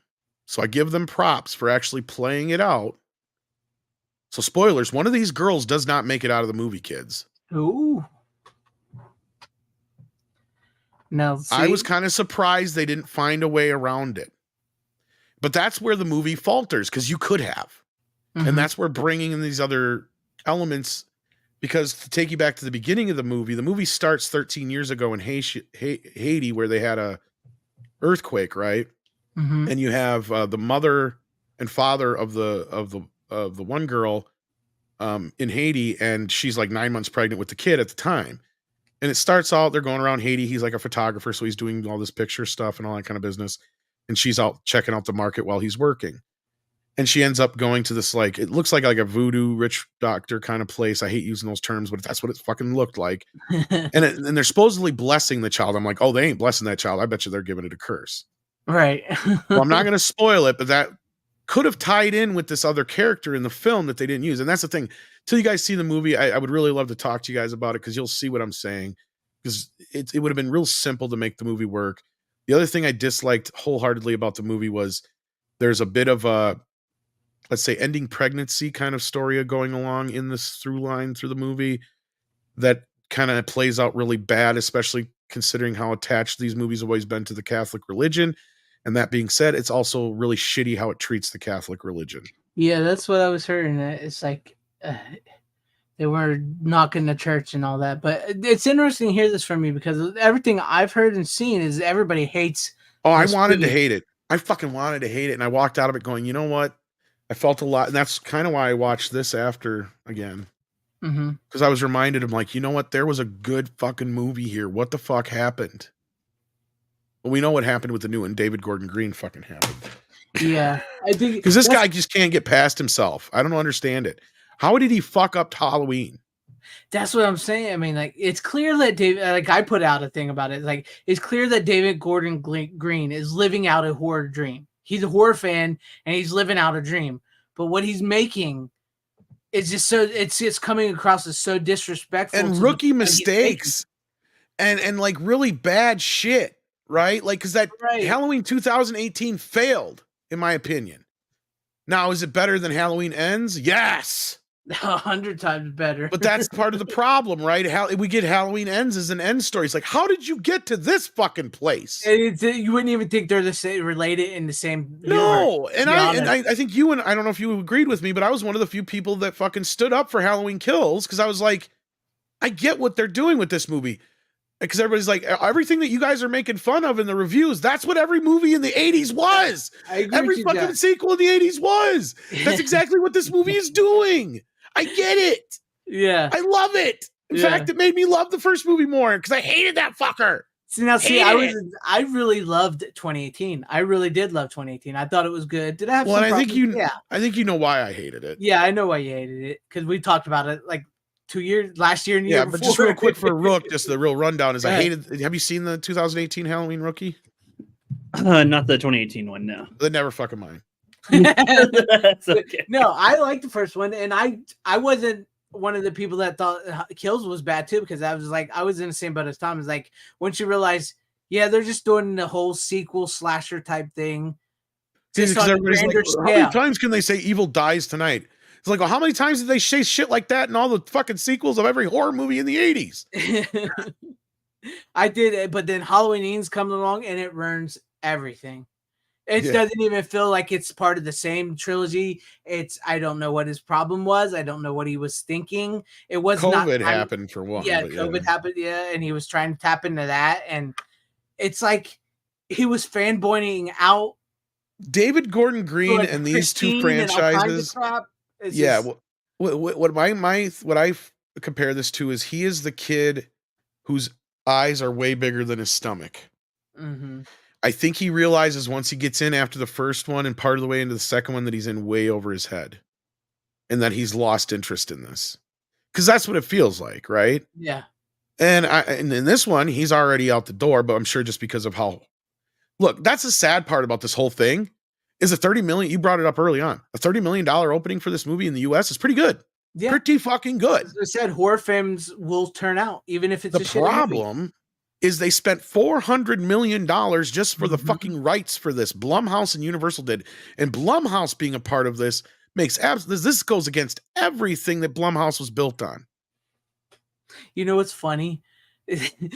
Speaking of which, I saw a thing where Jason Blum said that the rights going to Halloween for going to other studio or something, he can't foresee them continuing the story of Halloween because of the realism and everything they set up in their trilogy. He doesn't see how they can continue the story. It doesn't matter. Here's the thing. And I'm like, have you ever seen a hot fucking Halloween movie? There's like 5 different timelines. Well, not only that, there's some clarification that needs to be made with that because I thought this was the case and I did the research and I'm right. Okay. The TV rights and the movie rights are separate. Okay. They're two separate things. Trancas International, the company that made the first Halloween and still owns the rights, co-owns the rights to the movies, owns the TV rights outright. So they're trying to just sell the TV rights. So this has nothing to do, and I guarantee you they're not going to be able to do anything with or hop off of any storylines that were introduced in the Blumhouse Halloween films anyway. Which is good. Which is good. And if they're smart, what they will do is make it a fucking anthology series and drop them all every year right around Halloween. That would be nice. It's no wonder A24 is trying to get the rights to make a TV show. That's the rumor is that they're the ones who are in front line, and Miramax wants to get in on it too because they co-own the rights to the movies. So right now, as far as I know, the rights, I don't know if they only had the rights to just make a trilogy or what, but they still have the rights in perpetuity for a few years, or not in perpetuity, but for a few years, over at Universal, because I'm sure they had X amount of years after that third film is made before the rights can go up again. Well, doesn't the Akkad family own the whole full-on rights to the Halloween? That would be, I believe, Trancas International is who Akkad is. I think that's their company. Because I know they had to If I'm partner not with mistaken. them for the Blumhouse. I believe that's who that is. Right? Because like the movie rights are co-owned by him and Miramax, aka Dimension from back in the day. Mm-hmm. And the TV rights though are completely open. And probably only owned by Mustafa Akkad's family. Yeah. Is what I think. That's what I think Trancas International is. I'd have to double check, but I'm pretty sure. Okay. Okay. And you remember that logo that comes up in front of the first movie? Yeah. That's Trancas International thing. Is that why I wonder if that's why they only show 1, 4, and 5? Because like. Kind of, probably. Yeah, because on Shudder and on AMC, when they do their whole Fear Fest thing, they only show Halloween 1, 4, and 5. That's the only ones. I think those are the only ones that Trancas owns the distribution rights to. Yeah, so that's why I'm wondering if maybe that's so they could literally make it a sequel to Halloween. Because Universal owns Halloween 2, and then 18 and Kills and Ends. Yeah, they could make like a TV sequel to Halloween 4 and 5 if they want it. Then Miramax owns 6, 7, and 8. Yep. And the remakes. Yep. Insane. But way Bama. Actually, go ahead. The remakes might be separate from that because when the Weinsteins left, they took all the properties with them. And I think they still had the Dimension name. But then I don't know if all that's wrapped up in because that's the thing when Paramount, Lionsgate, and then in turn bought out the old Miramax catalog. I don't think any movies the Weinsteins made were included in it. I think Lionsgate owns those. If I'm not mistaken. No. So those would be all separated all over the fucking place too. That's the problem with this franchise. And that's why this Halloween box set here was always such a big deal. Because this is never going to happen again. I mean, we've gotten lucky that they've released them all separately, but I believe that's also another reason why we've talked about this before. Why when they did the 4Ks, they released these together. Yeah, because those are the Miramax ones. Because those are the Miramax ones. And they never did release the Rob Zombie ones. And those are in here. Yeah. And now Via Vision, it's not a US version, but it is region free, has released a decent set of the Rob Zombie movies. But if you buy these and then you buy the Alliance import from Canada, which is region free or a region anyway, you pretty much have the Via Vision discs. So so then you get everything there. But this thing, good luck getting your hands on it now. Yeah, the big set, you can't. It's outrageous. But I did want to read this one real quick. You're almost better off just buying all the 4Ks separately because you get all pretty much the same special. Yeah, it's the same Blu-ray disc. That's other than they have the new scans on them. I think that's in that set. But what Bamo says, the Exorcist really happened. Yes, it did. We had the real priest come to my college and told the story. It happened in St. Louis, and it was a boy, not a girl. Yep. Yes, the Exorcist. The Vatican was involved. Yeah, that's cool. You guys got to talk to the real priest to your college. That's cool. Yeah. Yep. the reboot, Michelle Myers. It's the Panderverse. The Panderverse. But it's interesting that you did like The Believer because from what I've heard, wouldn't say like. I just didn't hate it. Well, you didn't hate it because most people were coming at it. My score would be like a 5 or a 6 out of 10. But I wouldn't recommend go see it in the theater, and I've already heard it's supposed to be out on digital in 2 weeks anyway. That's how you know you messed up, is that it's going to be on digital quicker than they normally would put it on digital. Well, that's been a lot of movies lately. You'd be surprised. In fact, I just watched what the hell was it? I can't remember the movie now. That's how memorable it must have been. Equalizer 3, yeah. Oh yeah, Equalizer, yeah. Which has barely been out. And my Big Fat Greek Wedding and Gran Turismo are already out on there. Nun 2 was surprisingly out on there already. Yeah. Which is insane that they keep doing that. But so yeah, I'm not surprised that it's going to be dropping here before we know it. Well, they gotta try to milk that $400 million to get that money back. Well, and that's how I know they're going to keep making sequels, because people are like, well, they're not obviously going to make any sequels. I'm like, well, they're probably not going to make the one they were going to make. Yeah, it's going to be. You bet your fucking ass. And this is why when people go, well, if we don't support it, no, they're going to make any more. No, they will continue to make more. Why? Exactly. Because they know people like you will continue to show up no matter fucking what. Yep.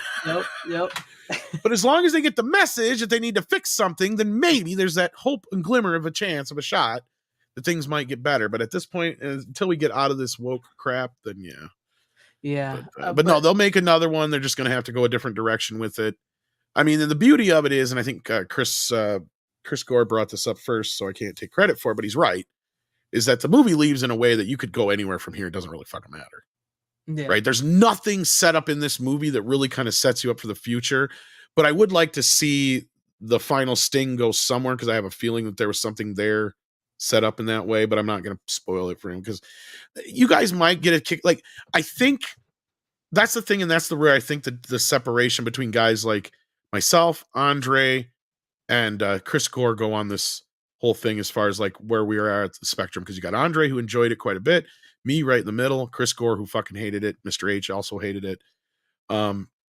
Like your hardcore horror fans and certain people like that are not going to like it because of how respected the film is. Your film fans are not going to like it because of how the original film is respected. Mm-hmm. But people like me, people like you possibly, like Andre, who kind of dig on some cheesier, more weird fucking bad shit sometimes, are going to be able to find things in this to enjoy. And there is some interesting stuff in here, but don't get me wrong, this is a very bad fucking movie. And I cannot argue with anybody who has any problems with it. In fact, I sat there with Chris that one day going like, yeah, I can't disagree with you. I can't argue with you. But at the same time, maybe it was because I expected to hate it so much. I don't know. But I didn't hate everything about it. There was aspects about it that I'm like, oh, you know, at some points, yes, they're trying way too hard to make it feel like an Exorcist movie. But the other times when they're being more original, it's like, yes, you do feel like you're doing something still in the same universe, but it's a different aspect of it than what we've seen before, or a different kind of play on things that we've seen before necessarily. Right. So I can't really knock it. Is this one of those ones where maybe you suggest that I check out this one before I watch the older one to go in? Never. No. If anything, if you do anything that's the other problem, is The Exorcist has never really been a franchise, despite the fact that this would be the 5th film in the franchise. It's not something that's built to be a franchise unless you just keep going on with unrelated things, right? And at that point, then it just becomes not much different than all the ripoffs. Well, I guess it's like when I say like to watch this one first, because I don't have anything in mind of the first film other than just, your mother sucks cocks in hell. No, it refers way too much back to the first film that I think you'd be lost. And lost only in the sense of where, because Ellen Bernstein comes in and she's such a large role. And that's where the movie starts to go off the rails is, okay, the first quarter of this movie, brilliant, actually. I was impressed. And that's probably why I ended up liking the movie a little bit more than I thought I was going to. Because the setup and everything, getting to know these characters, outside of how they painted the white family a little rednecky and bad, I didn't like. But other than that, like I like the main guy, his fatherly figure character, the setup, how the girls got into this mess. They don't really waste a whole lot of time getting into the whole thing. That's one thing I do. Some people say it drags. I didn't think it dragged. I think you get into the flashback, you get into modern times, things start moving. The girls are already disappeared within the first, I think, 20, 30 minutes of the movie, somewhere in there, maybe a little bit longer into it, but it didn't feel like it for me personally. It's under 2 hours. It's like an hour and 50 minutes, but with the credits, it's only like an hour and 40, 45, whatever. There's no after credit scene setting anything up or anything like that. I mean, once you get into the second act, though, is when they start introducing this whole idea of all these other religions and shit. And when he's trying to figure out what's wrong with the girls and he kind of starts connecting with Ellen Bernstein's character and all, that's where the story starts to venture off. And then it kind of comes back a little bit. And then it really goes off the rails with the whole Avengers thing. And then the ending kind of saves it a little bit more. So that's what I mean. It is kind of one of those movies that maybe if it had a worse ending, like at the very, very ending of it, I would have hated it more.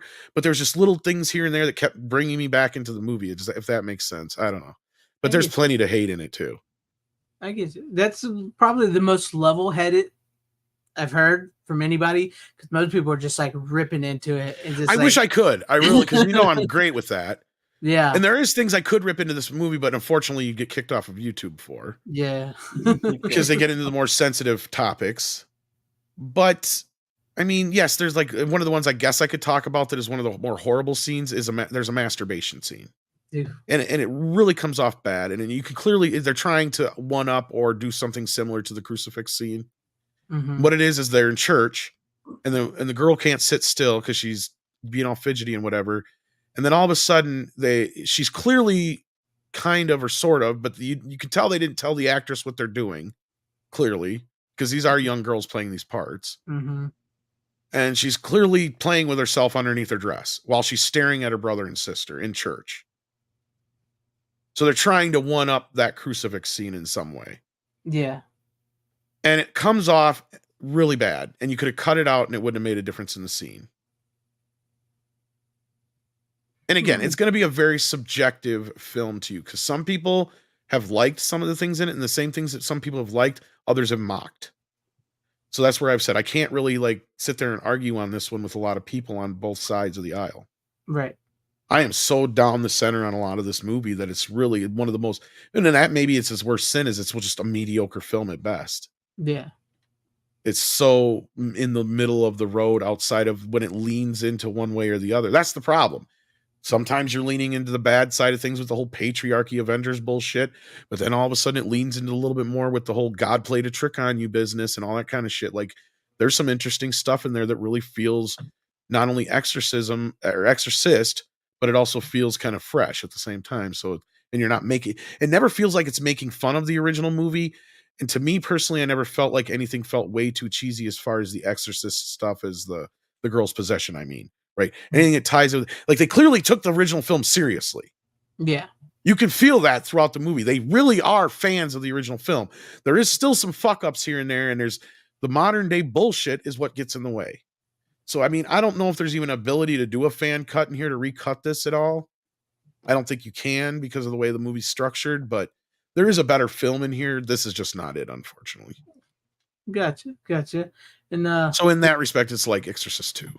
But we all know Exorcist 3 is the superior sequel anyway. Oh yeah, definitely. All right. Not to go on much longer because I didn't realize we've been going for 3 fucking hours. We're about to close it down, but I did want to ask you real quick. You don't have to go into the whole thing of it. Is so many people say the Exorcist TV series that the Fox did. I've not seen it. Apparently, they're $3.99 each, both seasons, right now on Vudu or somewhere digital. Really? Yeah. But everybody I've heard from like Bloody Disgusting and people in the horror community, they said this is the true legacy. At least the first season is the true legacy sequel to the original Exorcist, and it's really, really damn good. Yeah, I've heard a few people say that. I've never seen it, so I was curious because people say it's really damn good, but then again, it never lasted on TV. So yeah. So I was just it's $14.99 right now. It looks it's $14. So it looks like you missed out because I saw Bloody Disgusting retweeted it out. Said it was that sucks. $3.99 for season 1 and $3.99 for season 2 on some. Maybe it wasn't Vudu. Maybe it was Apple. Oh, maybe I don't know. I can't remember. If I find out, season 2 is $16.99. Let me see what Amazon says. Because I don't really do much with Apple. Neither do I. I've got their streaming service, but I don't. It was on some digital streaming, which I don't really, I don't do that other than the free copies I get from my movies I buy. But it was $3.99. I'll find the link for you and I'll send it to you here in a minute. But with that being said, if you guys got anything else to say before we close it down, say it now. Same price on Amazon. Same price on Amazon. All right. Well, I'll look for it after we close out the show here. But thank you, Tom. Thank you, Rook, for coming on. Thank you to everybody that's been hanging in the chat with us. We've been doing a couple 3-hour-long shows. You know what? To be honest with you, they do pretty damn well in playback. Other than I get flagged for. No, well, I don't get flagged. I get ad suitability for 2 days before they fix it. So that. I can't believe how many times you've dealt with it now that they haven't just every time, every week. Because the way the algorithm is supposed to work is the more you do that and the more it okays it afterwards, the less you're supposed to have to deal with it. It's for the past 5-6 weeks. It's got to be me. Everything I'm on, it's become a joke now on Mr. H's stream. The moment I open my mouth, the show gets fucking demonetized. It's now NC-17. Sorry. No. I get ad suitability. It takes 2 days to resolve it. So I don't really make a lot of money on these, but I love doing these. And these actually the 3-hour long shows tend to do a lot better than the hour-long ones. I think it's when we go on to like external tangents that aren't specific to the movie, but it stems from the movie, like the writing, like the conversation and stuff. Last week was Scream, of course, whatever the ones before that. We go into the history, like we keep on going into those conversations. So I mean that's probably a good little part. Ooh, we got a little piece of information that come out literally 6 fucking minutes ago. Go ahead real quick before we we knew about this, but holy shit, this is cool. This is super fucking cool. Oh my god, I want this now. Oh my god. This better be 4K. That's all I know. Go ahead. What is it real quick? We have a look. I think it is. Yeah, it is. I see Ultra HD. Here it is. Official. Oh, look at that. Baby. That is nice. Oh. I think I just came in my pants. That now, if I can get one of something like that for the Ninja Turtles, oh my fucking god, dude! Right? They got both fucking posters on top. Look, all 3 fucking posters there. I cannot believe we're getting this before we get Ninja Turtles on 4K. Oh my god. That's fucking. And Rook's just like, you guys are fucking stupid. Yeah, Mario's all right. I don't know if you ever seen this version of it. I've seen the normal. Oh, you get the scripts too? Did you see that? The scripts? Oh my gosh! You get the scripts for the movies? Yeah. Okay. It comes with a rigid outer slipcase. Yeah. Rigid outer slipcase, scripts book, behind the scenes book, replica souvenir magazine. Oh my god, that's awesome. 2 times 3 reversible poster, 8 times okay, so it's a reversible poster. Okay, but you get 3 of them. Okay, so is it one side? Well, what's on the other sides then? Maybe these art here, the art from the boxes, maybe. 8 times replica lobber cards, genuine film cell, and sticker sheet. That's insane. I want this now. Holy shit. Tom was like, I need it. 500 pages of content and over 10 new extras. Wow. You know how much this is? $37. Oh, I wish. We have a date too. I have a price. You know what's the price? Oh, it's got to be a big price. $150. $150. Yeah.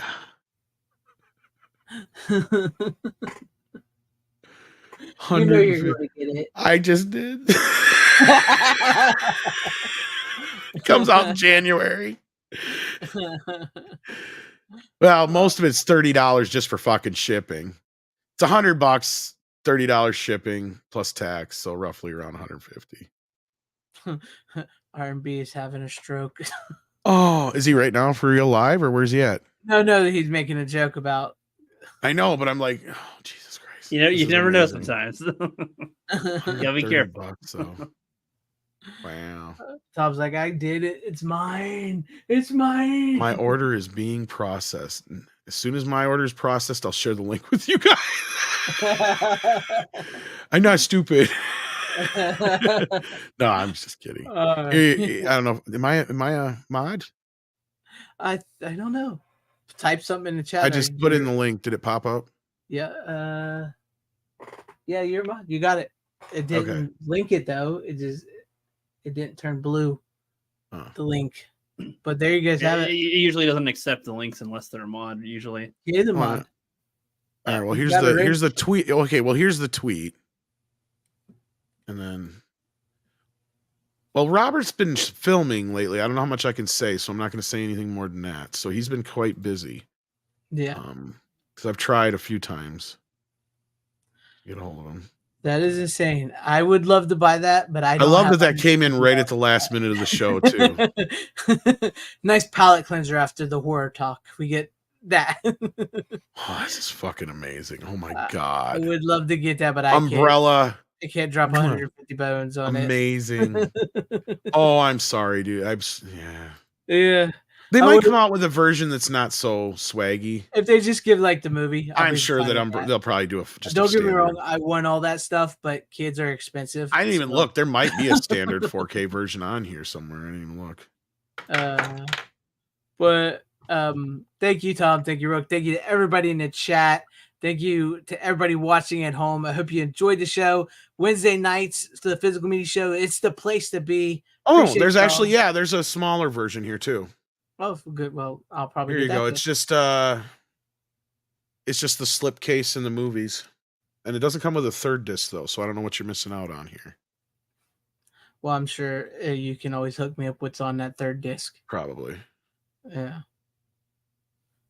The restored work print in HD. Tom's is like.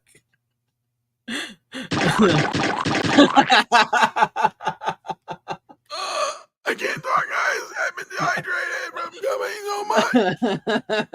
I love you. Like time tonight. I hope because I want to see this movie. Oh, the 4K King. Well, with Tom enjoying his thing, I'm going to just go ahead and shut it down. You guys don't have to go home, but you can stay here. Thanks for hanging with us. Have a good night, everybody. How you doing? Bitches leave.